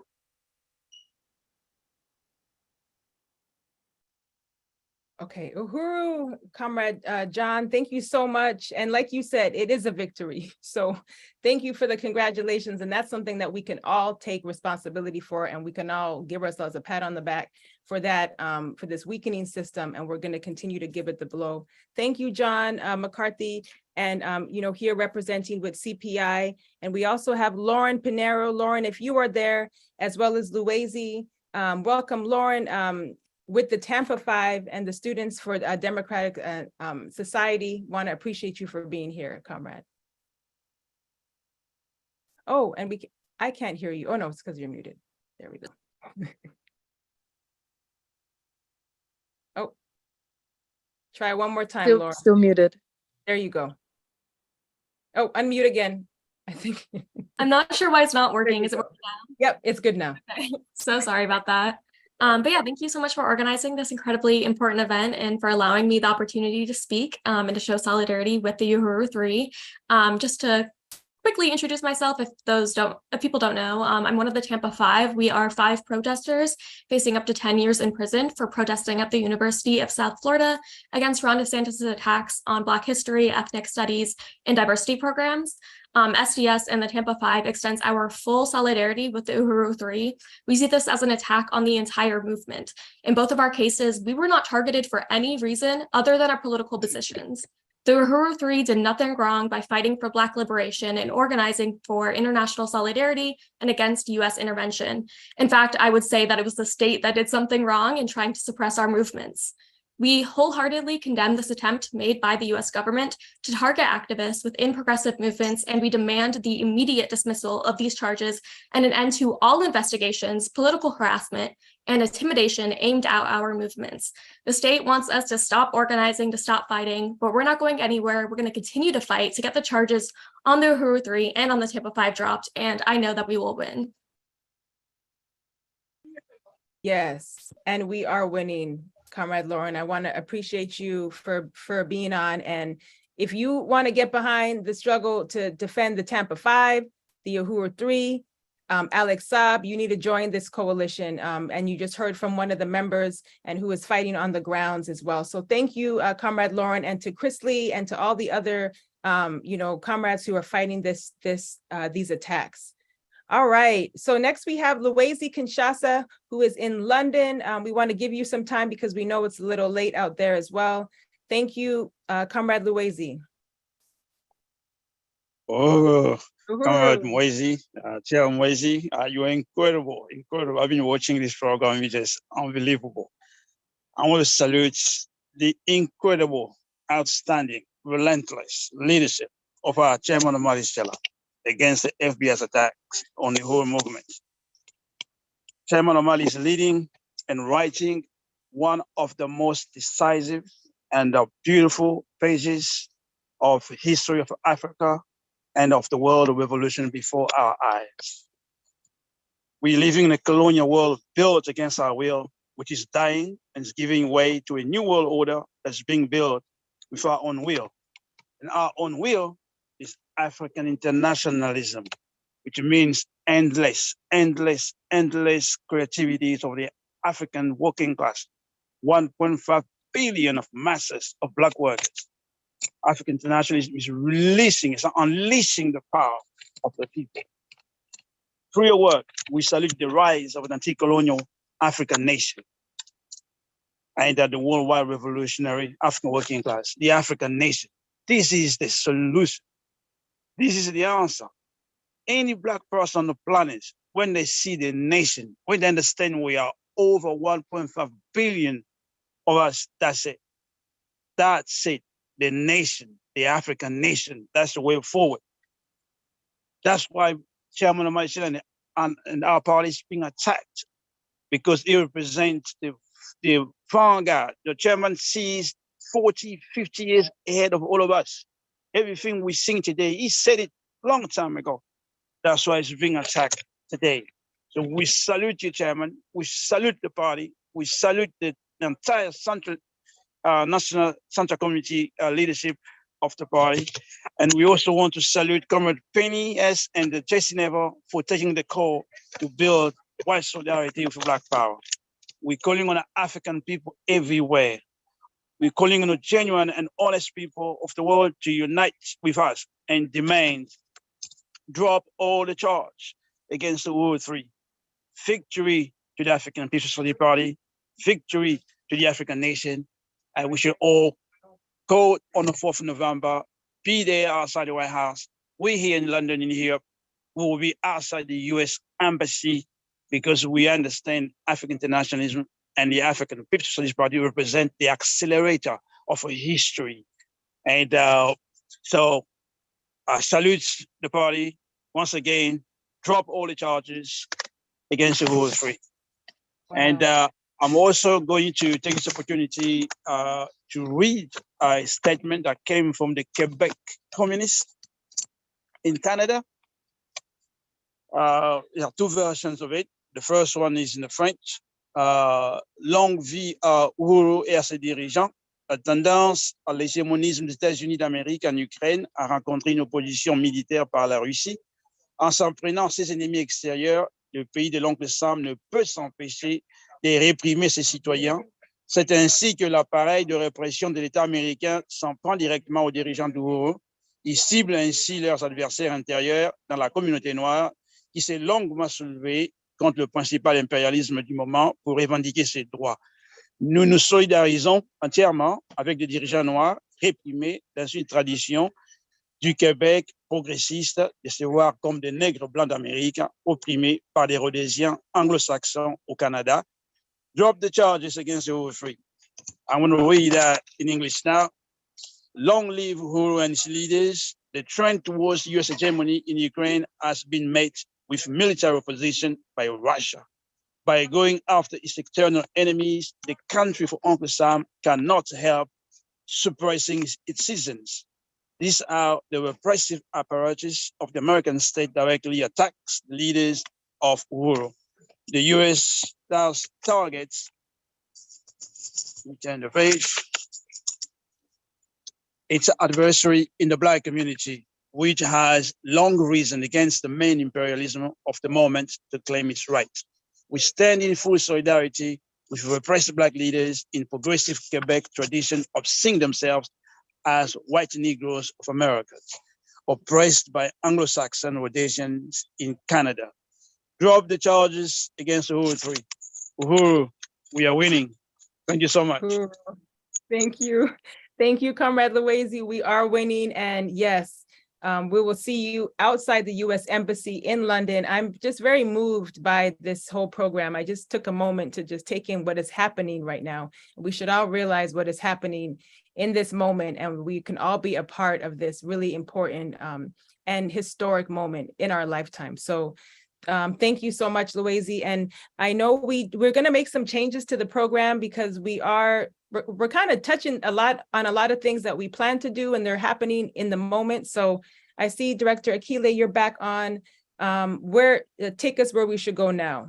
Yes, well, first, before we go there, I want to just say that we reached our $5,000 goal, but we don't have to stop, and that we should keep going, because the fight is still going. So to continue to make contributions, and some people have done that, even though we've hit the goal. And Comrade MQ came back with another $20. MQ is not playing today. So Uhuru to MQ. We also have to acknowledge Comrade Matum with $50, and Uhuru Solidarity Movement with a $100 contribution. So just want to salute these comrades. And again, to keep donating, handsoffuhuru.org/donate. We do not have to stop. And in fact, we still have some aspects of this program where, I know when this person comes on, it's, we're going to have to probably have a whole nother session. So, so I think we can go to that part now, Chairman Wazy. Okay, Uhuru, sounds good. So if I'm thinking the same thing you're thinking, is that we are going to introduce Chairman Omali Yeshitela. And as we bring the chairman up, we just want to say that this is a really important and profound opportunity for us to continue to deepen the understanding, for us to know how we should talk about this, what we need to know, what we already know about how sick and parasitic this system is, and how quickly and urgently it needs to go and be replaced with a self-governing people all over the world who can determine their own future. And we have the roadmap, we have the strategy, and we have the strategist here, Chairman Omali Yeshitela. I want to appreciate you, Chairman, and welcome you on today's program and say we are winning and we will win. Uhuru. Uhuru. First of all, I want to extend my deep appreciation to you, Comrade Sister Mwezi, for the leadership that you provided us with this Hands Off Uhuru campaign. I want to acknowledge something that everybody almost has mentioned here, that in some way or another, people have recognized that if they come for me, if they come for the African People's Socialist Party and the Uhuru Movement, I've heard it said they'll come for you. But I think it was perhaps Compa Jesus and I think perhaps Joe Lombardo who made the point that they're coming for you. It's not a matter if they come for us, they'll come for you. The fact is they came for us because we were in front. And we stand between the people and the vicious colonial state. And so what has been characterized in many instances as an attack on the African People's Socialist Party, or me and the Uhuru 3 in the first place, really is an attack on Africa and African people. And we can't make a mistake about that. I mean, it's an attack on African people. For the same reason they attacked Garvey, that they have attacked virtually every leader. The same reason they murdered Malcolm and murdered Fred Hampton and so many others like that. It's an attack on African people. And we have to recognize this. I'm saying this, not liquidating the anti-democratic nature of the system as it relates to everybody. There's nobody who lives in this country and under the social system, whether in America or whether it's in Africa, Europe, or any place else. If the colonial mode of production is active, and if its agents are in power, in charge, and have anything to do with it, we are all affected by this. There's no such thing as free speech.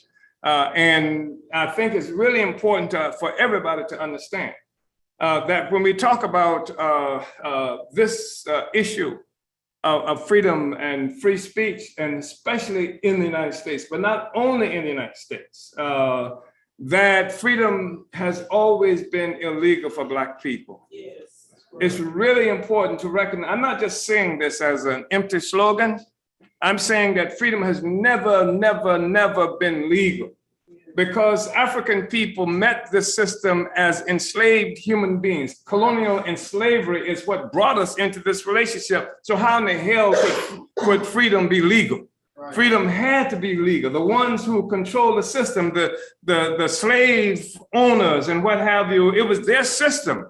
And there was no way of being free could be legal if they were going to continue to eat and feed their children. So feeding their children, eating, all the resources they attained came as a consequence of keeping African people enslaved on stolen indigenous land, where masses of people had been genocided. You know, so freedom has never been legal. And I think it's important to recognize that. That same thing is true throughout the colonial world. Despite the lofty words that's used and much of the law that we are affected by in Europe, in America, et cetera, is law that came from colonial domination. So despite all the lofty terms that they use, there's never been a time where indigenous people here were free. Everything that we've been involved in as a people has been to achieve some modicum of what might be characterized as freedom. That's why I'm here. That's why Marcus Garvey was here. That's why Nat Turner was here. That's why Martin Luther King was here. All the Black people who were here. That's why the indigenous people. That's why they put us in cages. And if you are indigenous on the borders in this country, they put the children in cages. No freedom. And it's so ubiquitous, this absence of freedom, that people are not shocked by it. Africans are not shocked by it. White people are not shocked by it. White people are shocked by the opposite. When there seems to be some freedom, et cetera, that's shocking, et cetera. If they were shocked about it, they couldn't get away with continuously putting children in cages in the border here. If they were shocked about it, they couldn't live in the same city in St. Louis, Missouri, where it looks like on the north side, they've had the consequences of the war that's being experienced in Ukraine as a consequence of this American attack, you know, like on Russia. They're not shocked about it. It's ubiquitous, the way it's supposed to be. Freedom, African people live under perpetual, ongoing terror. And it's not even recognized as terror. You can't even wear your hair a certain way. You have to be scared. If I go to the meeting, the white man gonna take my job. Well, the social workers are gonna see me and take my children if they know that I'm here. or they're going to take my children anywhere. This is where we live with. I heard a report, I think it was given by Comrade Rage, who heads up some of the work that we do here in St. Louis, who made the point that with this process of baby theft, that they call, what do they call it? CPS, Child Protective Services. Suddenly, African women can't take care of children. African women took care of white babies forever, but suddenly become too stupid to take care of our own children, so inept, so morally and otherwise corrupt. This is the reality. We live with it every day. And 50% of these children who have been taken by this entity are African children.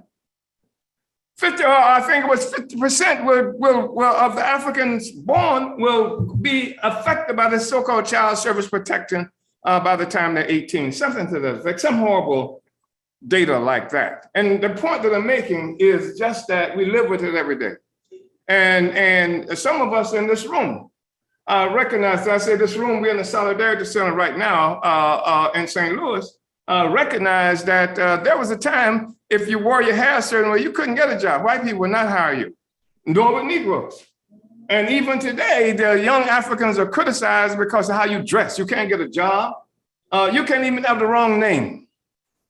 I've heard big shot Negroes write editorials in colonial publications saying that because we have a tradition of African people, we give children African names. We don't want no more Judas and Marys and all this other kind of stuff. So African women give children names. They say, what's that name? It's an African name. How did it get to be an African name? Because I'm an African and I name it, right? And so that's the kind of reality that we've been living with. So they say if you got that kind of name, then you can't get a job. That's the reality in this country. Can't wear your dreadlocks.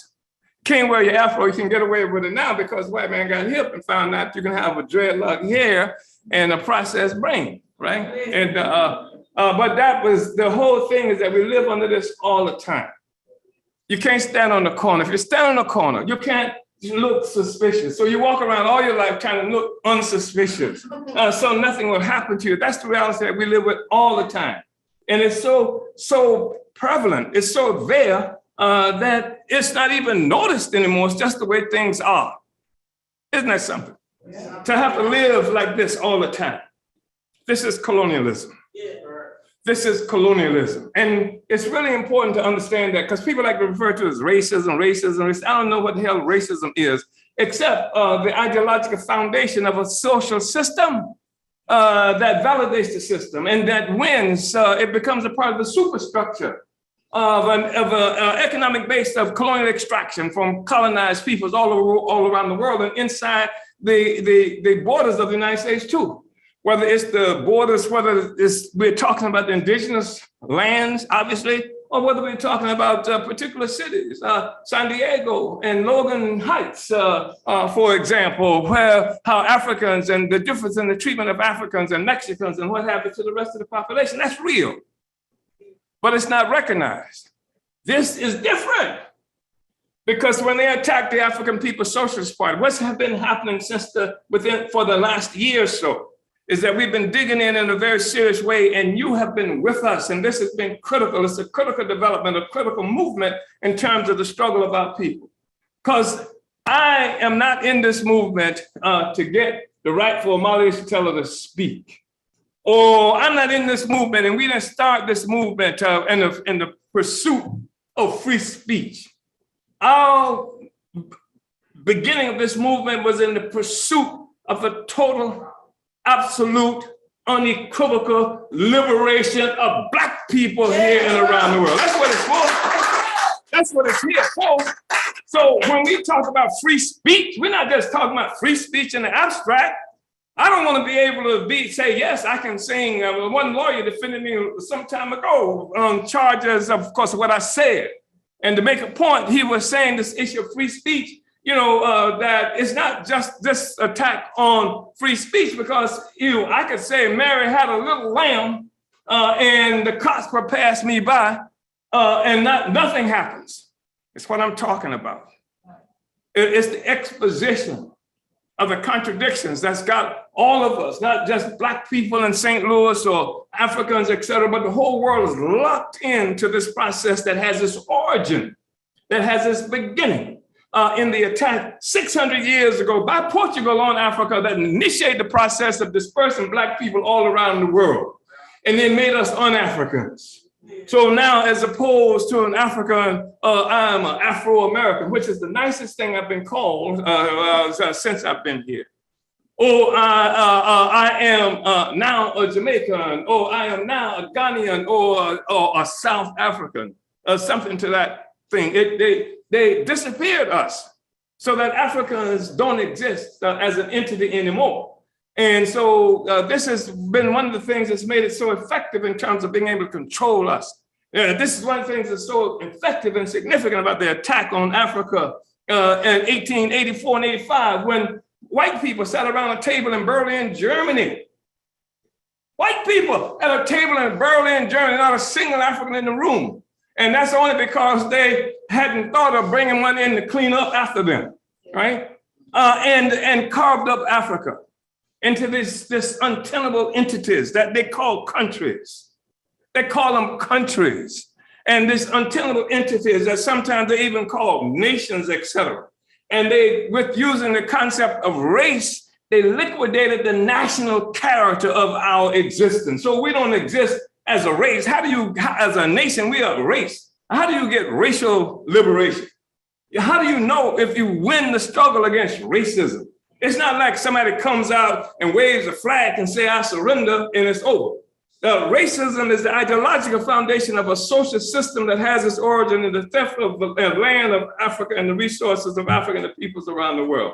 So I just want to say, I went off on this, the question for us in the African People's Social Fund. We're glad that so many people are concerned around this question of free speech, because we've never had it. As Africans, we never had it. And this is something that we've been attempting to articulate. Not only have we not had it as far as the government is concerned, much of the white left has denied us the right to have our own independent ideas, have agency as Black people. And that's changed with this attack that they made on the party and the Uhuru Movement and your presence today. That's the thing that makes what we are doing so significant in the last year or so, putting together all these forces across ideological spectrum. We know everybody don't believe in us, what it is that we say. I'm in the meeting and have heard people speak, and I recognize that. But the thing is that it's a bonding thing that we believe in my right to say it. Yeah. And because my right to say it is an offense against colonialism. It's part of the struggle against colonialism, be able to articulate our own conditions and say, this is what we're gonna do. Right. And not have to worry about some authority being imposing its will so that I can't talk about it. Unite with my ability for free speech to say it. Unite with the right of the Mexican people whose land was stolen from them at gunpoint. Half of Mexico is stolen at gunpoint. And the people who live here have now been declared illegal aliens, and the other part of what was Mexico is now still under neo-colonial domination. Unite with the right of the people to say that. A problem is that the consciousness of most people who characterize themselves as Europeans, or who are Europeans by virtue of their relationship to the system, achieve their consciousness through this relationship. How can you condemn America when it's the origin of your thought process? When what your self-perception is based on being what is characterized in America. America just got here. Africa, we were building pyramids before Europe even mastered fire. But you can't say that. So that's why they dig up a hole in St. Louis. They say they have just discovered, the grave 2,000 years old of the first American. How in the hell is that possible? Is that the first American? Here's the first American. No. It's the need of a social system based on colonialism and genocide. It covers its track. It has to falsify history. It can't tell the truth, and it doesn't want the truth to be told. Because if history were told correctly, you're talking about this guy DeSantis and all these other people from Florida and all these people who are concerned about history being told. Trump being concerned about history being told. Joe Biden doesn't want history to be told because if he did, he wouldn't have attacked us. He was attacking us because we're telling this history. They don't, and instead of being, they say they're not saying we're attacking you because you said this history. They're saying we're attacking you because you said some history that the Russians told you to attack. And by doing that, they liquidate the reality of this relationship that Black people, indigenous people, and all the peoples around the world have always had with this social system. They don't have to defend it then. You see, if you fight them just based on that, and here's where our victory lies, that this is a social system that cannot tolerate free speech. It can't. It cannot tolerate truth. It can't. The oppressor must necessarily falsify history. And our victory is going to be in continuing to make this free speech thing real. We're going to make free speech real. And we're going to do it across all kinds of ideological, the whole ideological and political spectrum. We're going to do it in unity and solidarity with every oppressed person on the planet Earth, with all the working and toiling peoples of the world. They can find a place here. We say, hands off Uhuru, hands off Africa. We say, drop the charge on the Uhuru 3. And we are saying the Uhuru 3, and because that's where the target is. And the target is here because this is where the central question is located. I want to say this and get out of your way. You must understand some things. I agree with just about everything everybody said about why they attacked us. Ukraine, international stuff, the economic development programs and projects they have. But the unrecognized reality is that what you see now is a major contest that's going to the colonial question. The major contest in Africa is central to it, as it has always been central. This is not some kind of nationalistic chest pounding that I'm doing. I'm saying, look at what's happening in this country. For the first time in America, the hegemon, the chief dog, the big dog, the one who's in charge of the whole world from their perspective, even if it's on a shaky foundation, for the first time, they have put in place what? Somebody who's a Secretary of Defense is a Black man. In other words, they put what they characterize as the defense of the whole country, the whole white world, they put this defense in the possession of a Black man, a Negro general.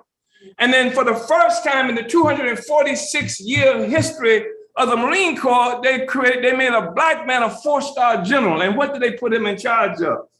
They put him in charge of AFRICOM, this entity that has been created to control Africa, to control Africa from Africans, and to control Africa from China and Russia, anybody else who is trying to tap into this looting that they've been involved in for the last 600 years, Africa. And I think it's really important then for the first time, you see them create in the history of this country. This is remarkable. And there are Negroes who are saying, look how much progress we made, right? For the first time in history, over the Joint Chiefs of Staff, that is to say the military forces of every department has this joint collective group. They put an African general from the Air Force in charge of that. The entire military apparatus of the United States is now focused on Africa and African people. And the first organization since Garvey that has succeeded in recreating an African liberation movement, not a Ghanaian liberation or Nigerian or Sudanese or so-called African American, not a Black Brit movement, not some kind of Afro-Colombian movement. The first time that we've seen since Garvey, an organization of African people that has been created, given agency and organization and ideology to our struggle all around the world. It's one Africa, one nation, that's the struggle. And this is the fundamental contradiction. So they got AFRICOM, they're controlling, and they got attacking us in Africa, attacking with the consolidation of that and protecting Africa as bounty for itself, and in a contest with other forces who want Africa too. And now they're having to contend with Africans who want Africa under the leadership of the African working class, not these neocon puppets who they've usually been able to rely on. So we've said in the past that China has an Africa plan, Russia has an Africa plan, Canada has an Africa plan, Turkey has an Africa plan, India has an Africa plan. All of these countries have an Africa plan, and now Africa has an Africa plan. So we say, yeah, drop the charges, and let's turn out on November 4th. Yeah. And this can be a massive mobilization for the longest time in the history. And I know some of the people either in person or through their organizations. I've known them for 50 years or so, some of them. And a weakness, and we've had these magnificent so-called anti-war and peace movements. And in every instance, they have these massive turnouts. In many instances, I should say, Vietnam was one example of it, one of the more recent examples of it. And the question is, where are the black guys, right? Well, the black guys were involved in a war that you didn't recognize. We were struggling against colonial terror here at the same time. I had to disrupt a meeting in Gainesville, Florida. Around 1969 was that Chimeringa, where it was being planned to have a anti-war mobilization, and that they just wanted to say, bring the boys home. I said, hell no, not with all these black people, political prisoners you got here. You're gonna say, free these African political prisoners. And just because I had a shotgun with me, people act like I was threatening. But the reality is, what I'm saying is that you gotta go beyond this question.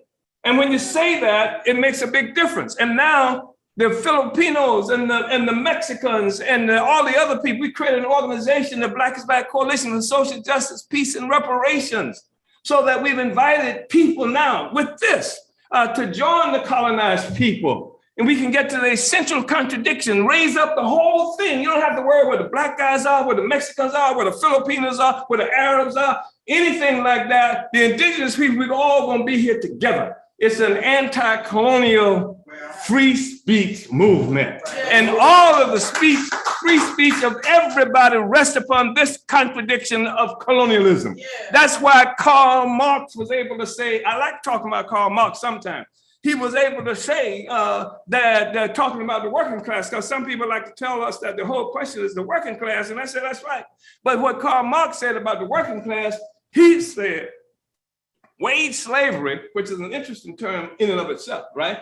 Wage slavery in Europe required as a pedestal slavery pure and simple, what they characterized as a new world. Wage slavery in Europe required slavery here in St. Louis and all these other places around the world. We want the workers to be free. We want wage slaves to be free, and we want slaves pure and simple, which is the foundation that this wage slavery they're talking about rests upon. You free the slavery pure and simple, then you destroy the foundation for wage slavery that everybody says they're involved in, right?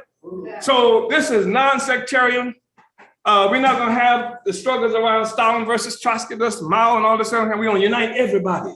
And we're going to defend free speech and defend the right of the African Revolution, the Mexican Revolution, the Filipino people, the Palestinian people who oppress the indigenous people here. We're going to defend that right and raise up those struggles, etc. And that's the thing that's going to bring it down. Free speech. And guess what? We're going to do it without a single Russian being there, probably. And the first thing I knew of Russia was the city I was born in. And I didn't even know it was Russia. It was St. Petersburg, Florida. And I'm saying that whoever named it there was working for Russia. And whoever holds it up was working for Russia. And it's they who ought to be indicted, indict the city council of St. Petersburg, Florida. You understand? Uhuru, drop the charges, drop the charges, drop the charges, Uhuru. Uhuru, Chairman.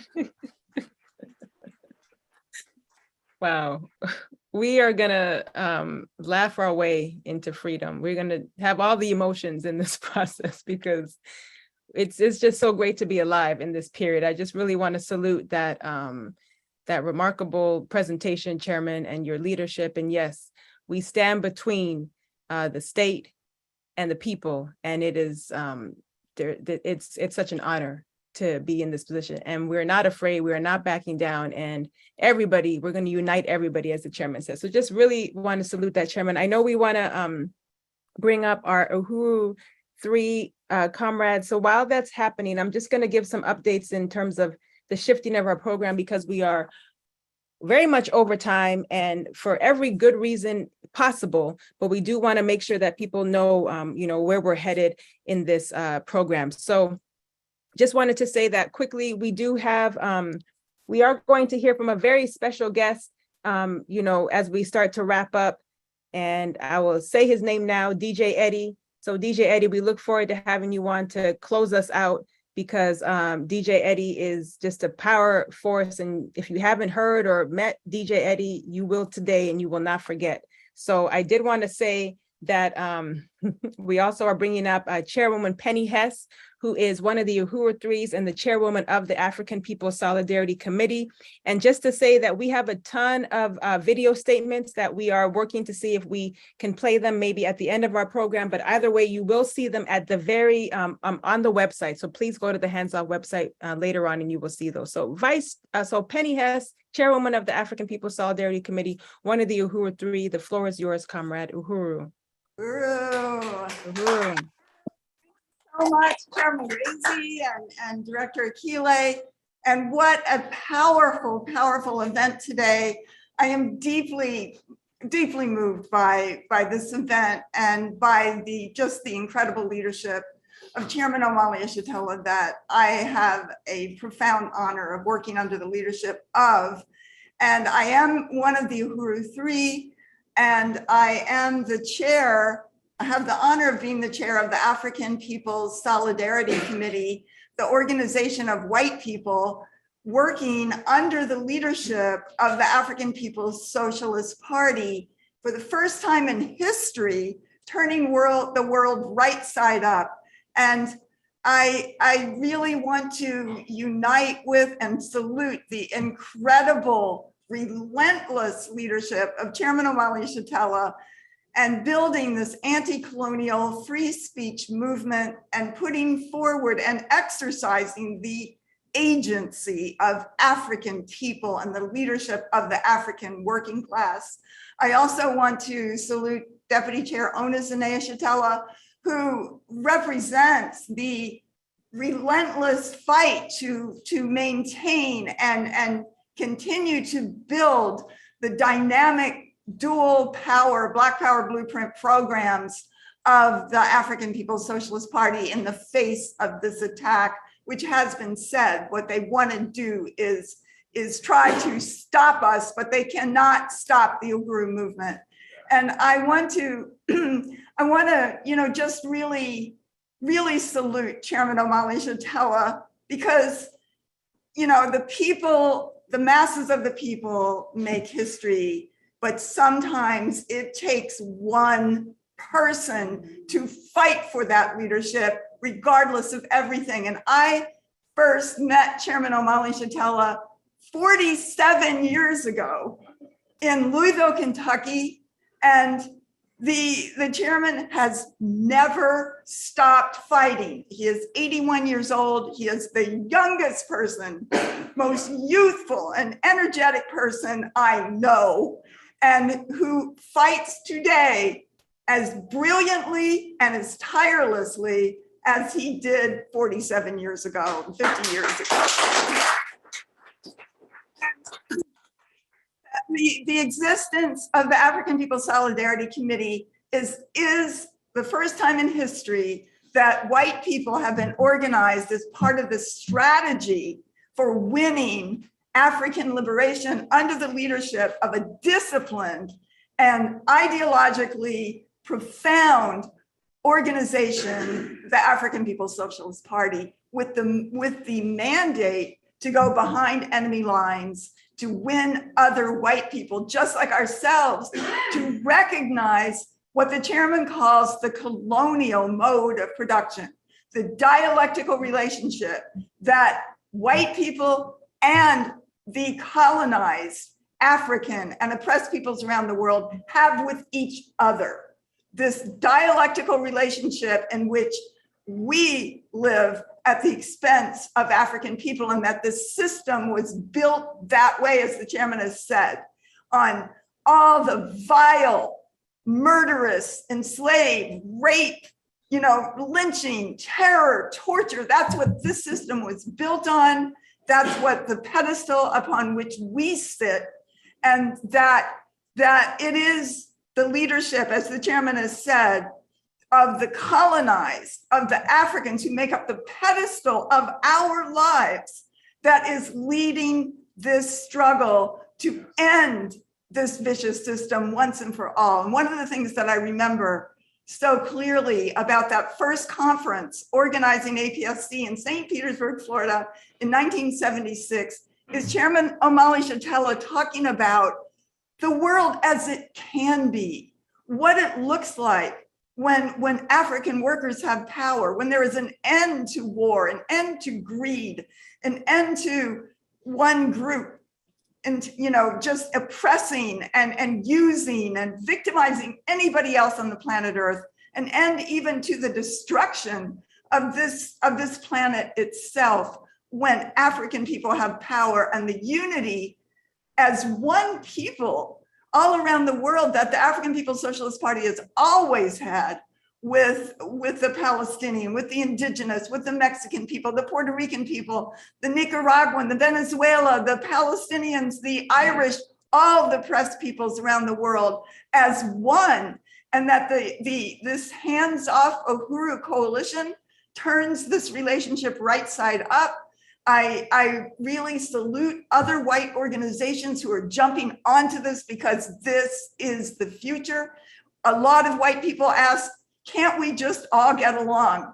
Well, we can all get along and be together under the leadership of the African Revolution and colonized peoples. That is what is winning. We have work to do. This whole question of reparations, we have been taking that on since the chairman first organized us in 1976. The party has fought for reparations to African people. As the chairman has said, no Russian ever had to tell the party or anybody else about reparations or why African people struggle for their freedom. So I just really want to salute Chairman Omali Yeshitela. Hands off Uhuru, hands off Chairman Omali Yeshitela. Victory to African people and to the people on the planet Earth. Uhuru. Uhuru. Right on. Thank you, Comrade Penny Hess, one of the Uhuru Three, and you can see why she is part of the Uhuru Three. This is African internationalism, as we say, white power or Black power in white face. Let me say that again, Black power in white face. So Uhuru. And next, we're going to bring up another one of the Uhuru Three, Jesse Neville, who is the chair of the Uhuru Solidarity Movement. Uhuru, comrade. Uhuru, Chair Mwezi, Uhuru, everybody. Thank you so much. And it is a profound honor to be here today on this historic occasion, commemorating 1 year of relentless struggle and fight back since July 29 of last year, when the FBI raided the Uhuru Movement in St. Louis, Missouri and St. Petersburg, Florida. And I'm a proud member of the African People's Solidarity Committee, and have the honor to be the chair of our mass organization, the Uhuru Solidarity Movement, organizing in the white community for reparations to African people under the leadership of the African People's Socialist Party and Chairman Omali Yeshitela, to whom I give my deepest salute and appreciation. And I want to salute all of the leaders of the Central Committee of the party who are here with us in the Uhuru Solidarity Center, especially Deputy Chair Onezene Yeshitela, and to you, Chair Mwezi and Director Akile, and to Penny Hess, the chair of the African People's Solidarity Committee. And in addition to Chairman Omali Yeshitela and Chairwoman Penny Hess, I am one of the Uhuru Three.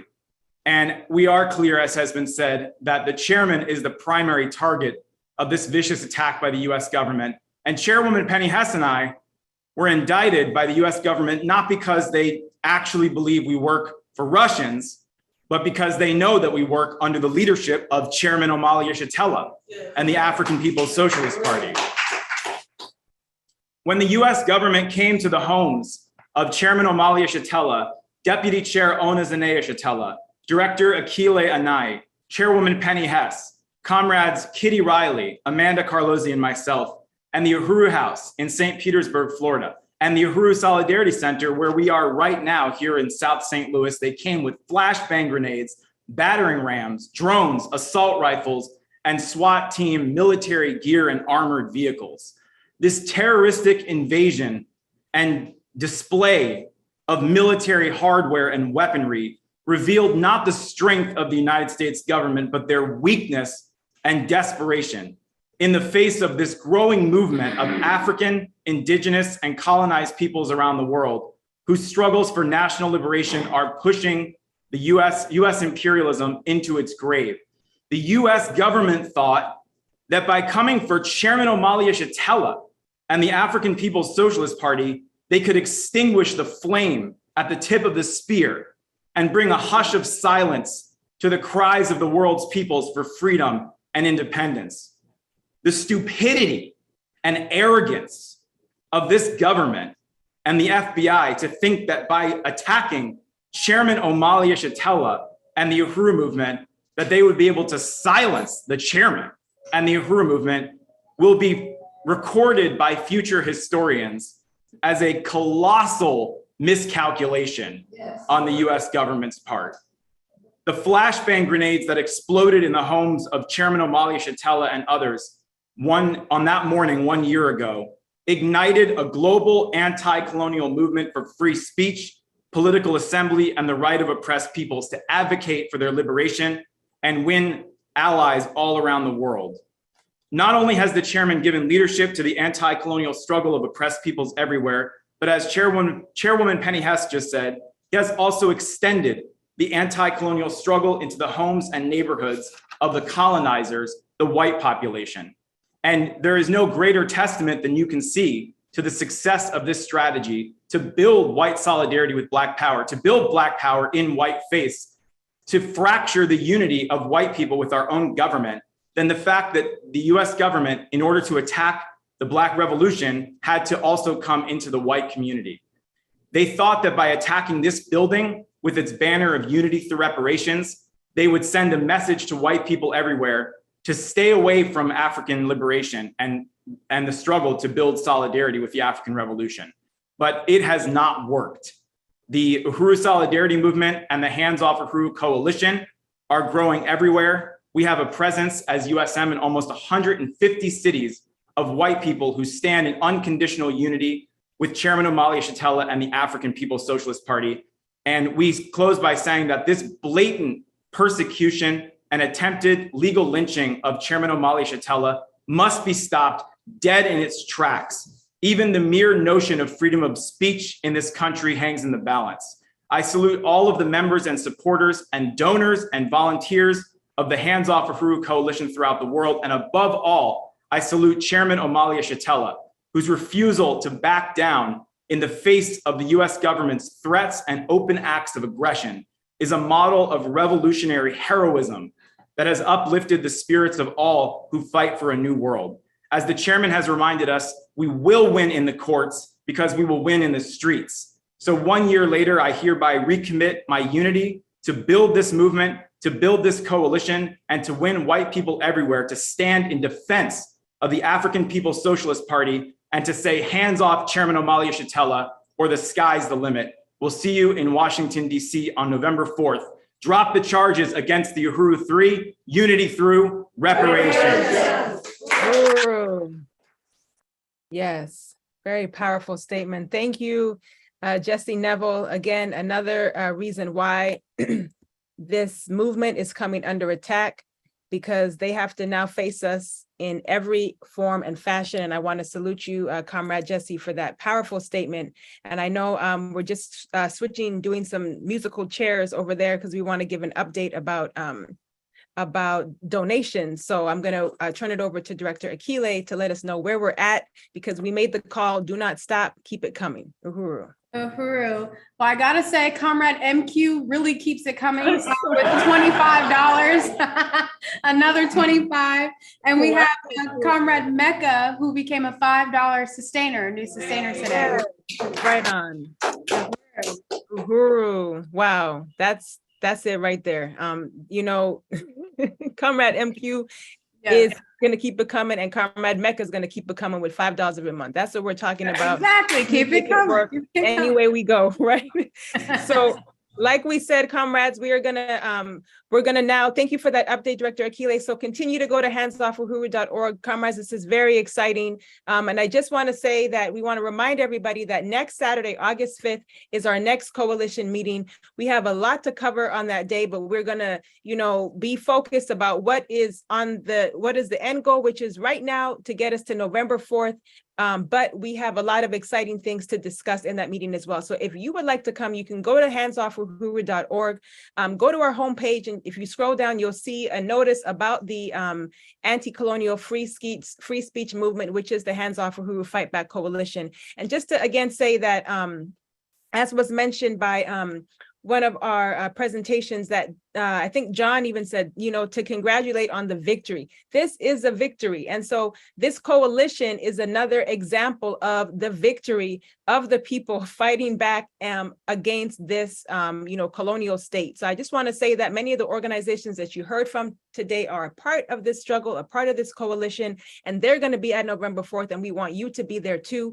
So if we can move to the next slide, I'll just show a quick flyer. This is thank you, comrade. This is one of we will have different outreach materials that will be available for everybody to be able to pass out and to help mobilize everybody to November 4th. This is one of them. And you're going to see a lot of this up on our websites, as well as the Black is Back Coalition.org website as well. So everywhere you look, you're going to be seeing variations of this. And just to say that when we talk about building this anti-colonial free speech movement, we mean everybody come out to November 4th. And I do want to just, I think for the sake of time, I won't do what I was going to do. So I'm going to be disciplined.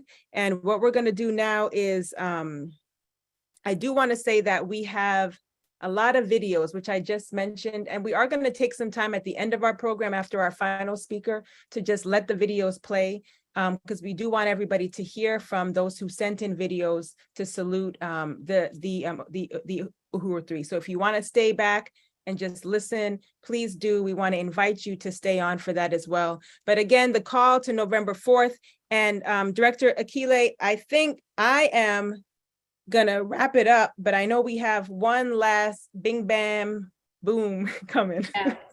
We got one last bing bang boom, and it comes in the form of a person who can't see anything but feels everything.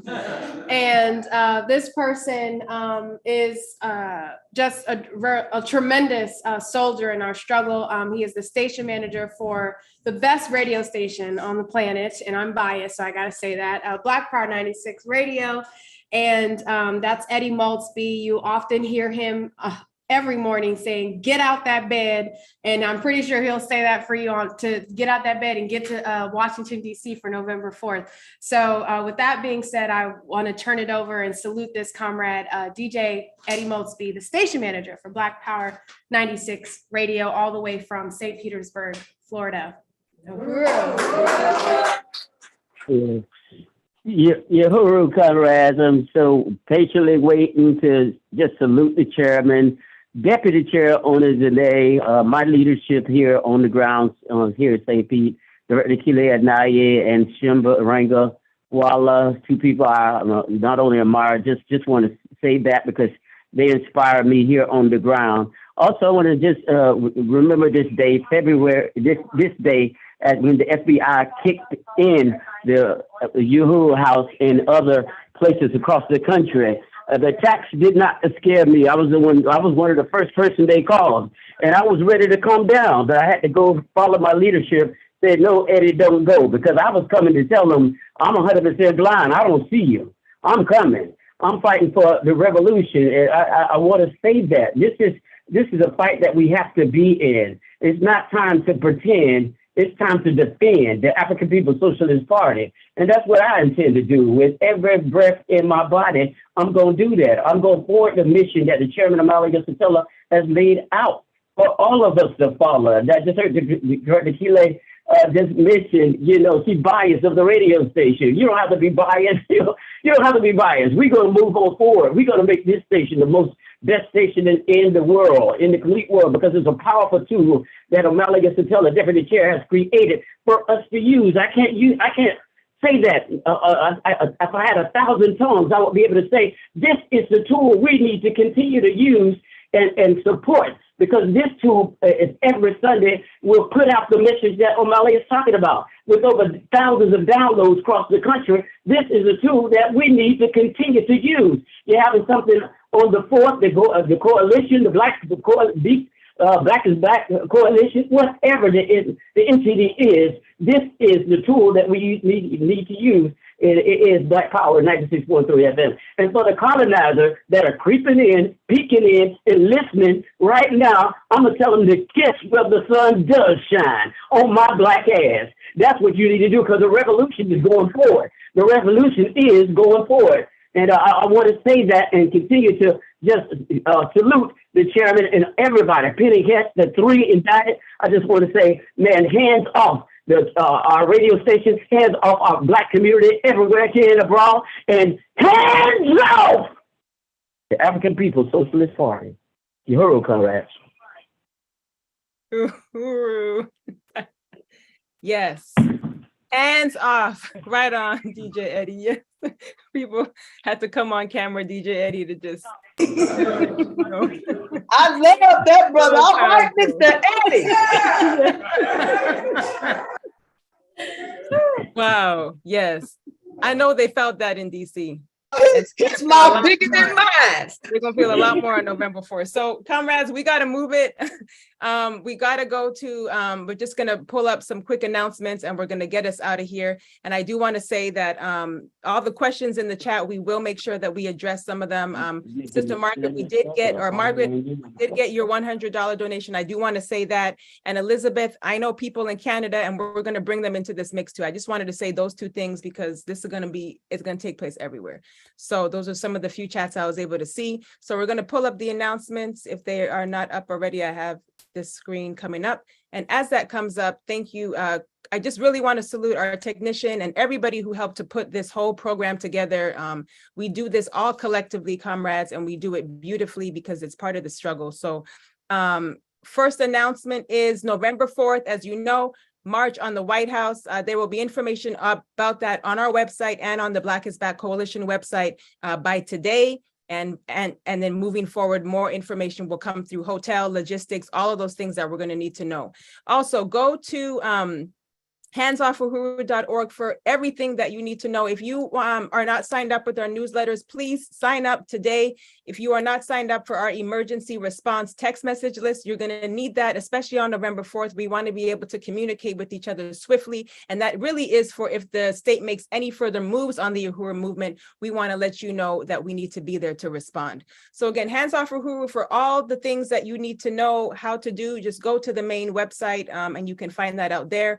August 19th, we want to remind everybody to, again, go to the blackisbackcoalition.org. Not one step backwards. The FBI attacks the Black Liberation Movement again. Drop the charges now. This is the 14th annual conference of the Black is Back Coalition. The reason we are going to November 4th anyways is because the Black is Back Coalition for 14 years has been leading this march, and we need to let them know that you are not alone. Black people, we are not alone. African, indigenous, colonized people, we are not alone this time. And we want to salute the Black is Back for their relentless struggle to keep this march going to this point when we can all take part. So I just have to say that because this will be the 15th annual march, and we want to salute everybody. So please make it to that conference on August 19th and 20th.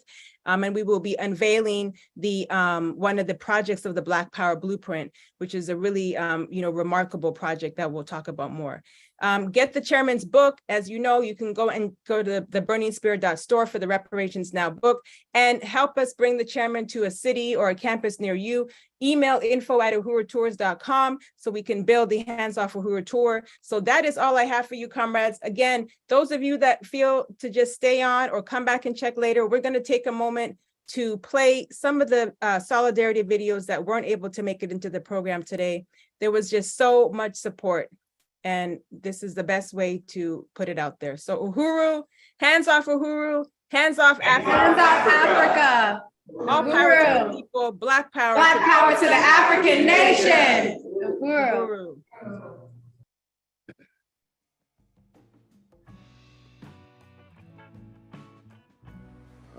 I think it's very important to do what one can and all that one can in order to defend the rights and liberties of our brothers and sisters at the African People's Socialist Party. I had wonderful dialogue with a sister in San Diego. In fact, we were talking about the Burning Spear, the newspaper. I was able to get even more information than I had before. And I had been really too negligent to be able to follow through on all of the things. I keep track of it with the press and so forth, but she's a member of the party, so we had a chance to actually talk about it. And then I saw my dear brother give a very, very powerful interview. I think it was on Democracy Now! Right after I read the newspaper, just to hear what he had to say and his whole history of going back, way back to the 60s and 70s, through SNCC and so on. And these are all, deep concerns. I mean, we have to meet them when they come, but they are very deep concerns. And I would want to lend my name to any kind of support that they would need in order to ensure that they are both treated fairly and justly, but recognize that it's part of the war against Black freedom movements. I mean, we are in a war. This is Councilman Charles Barron. And Inez Barron. And on behalf of the Operation Power Movement, we are making this recording in solidarity with the Uhuru Movement and the African People's Socialist Party and its leadership. We say to the FBI, your hands is dripping with too much blood for you to be accusing the Uhuru Movement of being puppets of the Russian government. That is absurd. That is something that we denounce. We demand you to back off, stop the harassment. How dare you, the United States? How dare you even fix your face, as we say in the neighborhood, to say that we don't have enough intelligence and history to organize around reparations and colonial capitalism, to organize around genocide? We need Russia to come in and do that for us? The African People's Socialist Party have been around for over 50 years. We, the Joko Collective, uplift the decades-long institution-building work of the African People's Socialist Party with the dynamic leadership of Chairman O'Malley and Vice Chair Onizine Yeshitela. It stands as a model in the dignified legacy of the Black liberation movement. The Joko Collective condemns the U.S. attack on the Uhuru Movement and the legal persecution of the Uhuru 3. We contend that it is the APSP's institutional successes that make it a target of the U.S. state. This new McCarthyism is part of the effort to silence anti-capitalist critique, influential Black thought, and resistance to oppression in this country. We denounce these efforts to discredit and criminalize African people's dissent from U.S. policies and political philosophy. Defend the right to free speech. Drop the charges against the Uhuru 3. Victory to African and oppressed peoples of the world. Uhuru. This is Ward Churchill expressing solidarity with Chairman O'Malley Yeshitela and his co-defendants, the Uhuru 3, against the absurd charges that have been leveled against them. I stand for political freedom and call upon all parties, most especially the government, to keep hands off Uhuru. I'm Bertrand Doudi from France. I'm the coordinator in Europe of the African Socialist Party. I salute the struggle and the courage of the Uhuru 3. We stand with Chairman O'Malley Yeshitela and the Uhuru Movement. We support the force of white solidarity with Black power. 1 year after the attacks of the FBI against African Socialist Party, we ask to drop the charge against the Chairman O'Malley Yeshitela, Penny S, and Jesse Novel. They only defend our right to free speech. Hands of Chairman O'Malley Yeshitela, hands of Uhuru, hands of Africa. Victory to African and oppressed people of the world. Free speech and Uhuru. My name is Mohauli Tai. I'm from occupied Tanzania, also known as South Africa. the FBI must just get their hands off our movement, hands off Uhuru, hands off our continent to all the imperialists. We have the right to free speech and association. Uhuru, you leave free, occupy Tanzania, drop all the charges against the Uhuru 3, drop all the charges against the 4 co-conspirators, drop all the charges against Chairman Omali Yeshitela and the Uhuru Movement. Victory to all Africans and oppressed people around the world. Uhuru, Uhuru. This is a message to the FBI. Hands off our right to free speech and freedom of association. Uhuru. Uhuru. Yeah. Greetings and Uhuru to all. Redbeard here, also known as Dave, in San Francisco, California, a volunteer worker in Uhuru Foods and Pies, one of many past, present, and future who have been committed to understand that all of our contributions are reparations. The dialectic of the ever-emerging forces of socialism, as articulated by the chairman, has really kept me in the present moment for many years. I really appreciate that.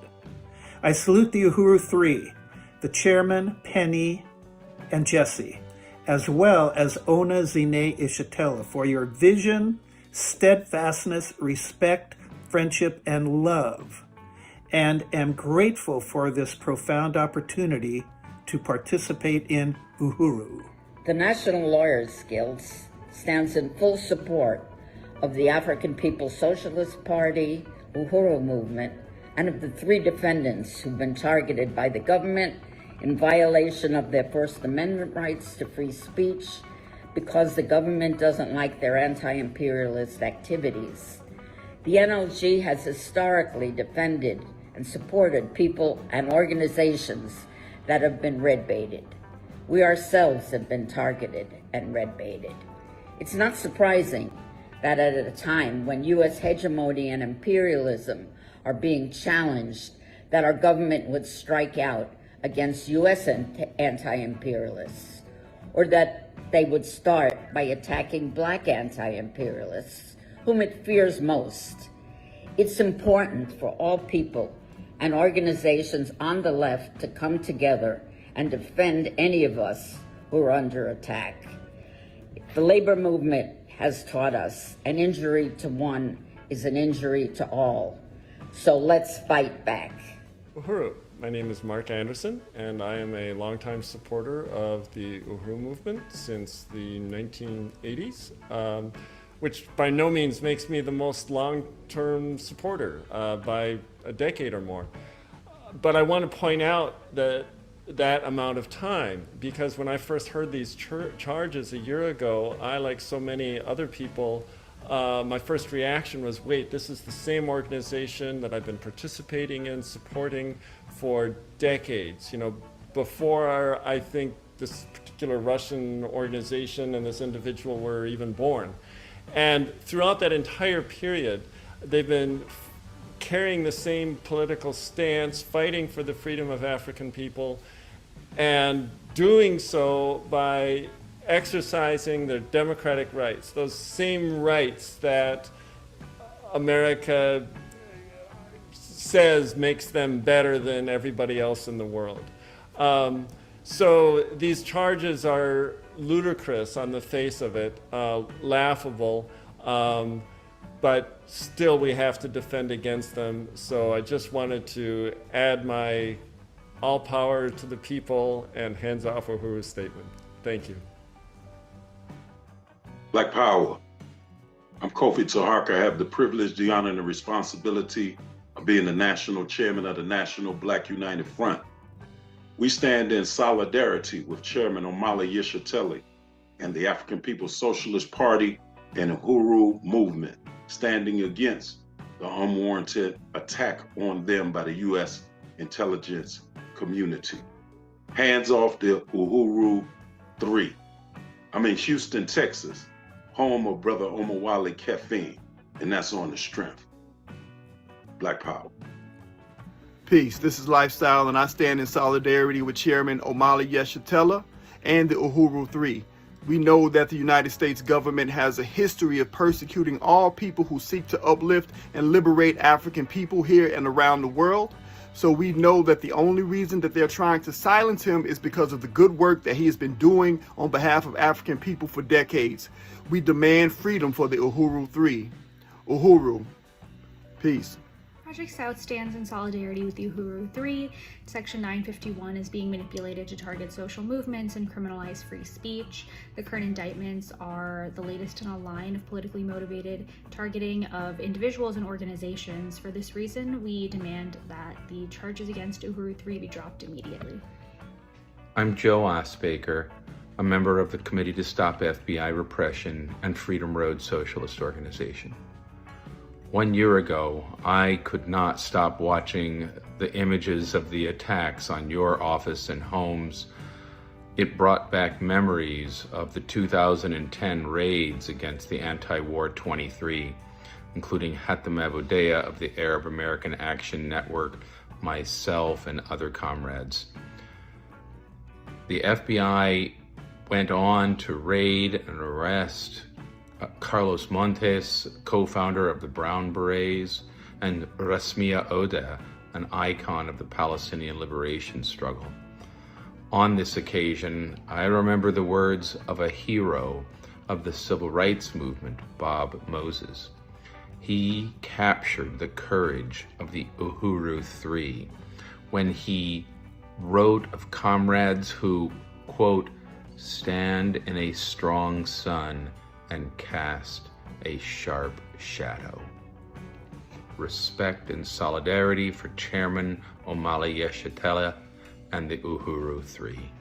Uhuru, my name is Lisa Davis, and I proudly say with my full chest that I am the Vice Chair of the Black is Back Coalition for Social Justice, Peace, and Reparations. We are a coalition of over 18 organizations with international reach who stand 100% behind our chairperson and the co-founder of this coalition, Omali Yeshitela. We are proud to stand behind Omali Yeshitela, the African People's Socialist Party, the Uhuru Movement, and the other two people who have also been indicted with our chairman, and that is Penny Hess and Jesse Neville. They are with the Uhuru Solidarity Movement. At the beginning of the year, this coalition passed a resolution condemning these scurrilous and spurious indictments as a state assault and a long line of assault on the African liberation movement and the struggle of all oppressed people fighting to be free from colonial domination. We call on everyone who believes in justice to sign this resolution condemning these attacks by going to this link. We say, hands off the Uhuru Movement, hands off Africa, and drop the charges against the Uhuru 3 who are facing 10 to 15 years in prison by the Biden administration for having the guts to boldly speak out against what is going on and to condemn U.S. imperialism and all of its colonialist manifestations.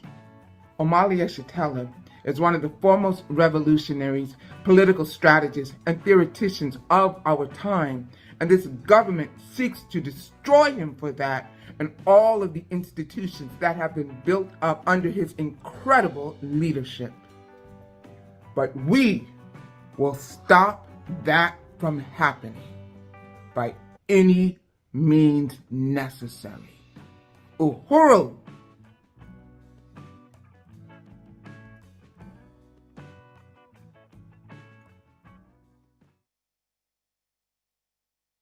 They're trying to stop us from having the freedom of speech.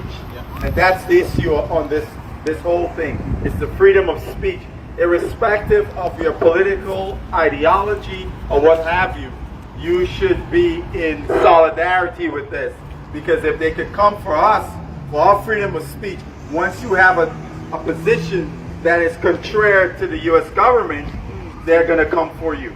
And that is, you don't have to be no radical, because look, if you remember, Tucker Carlson had a clip on one of his last shows before he left Fox, with the whole attack on the Uhuru movement.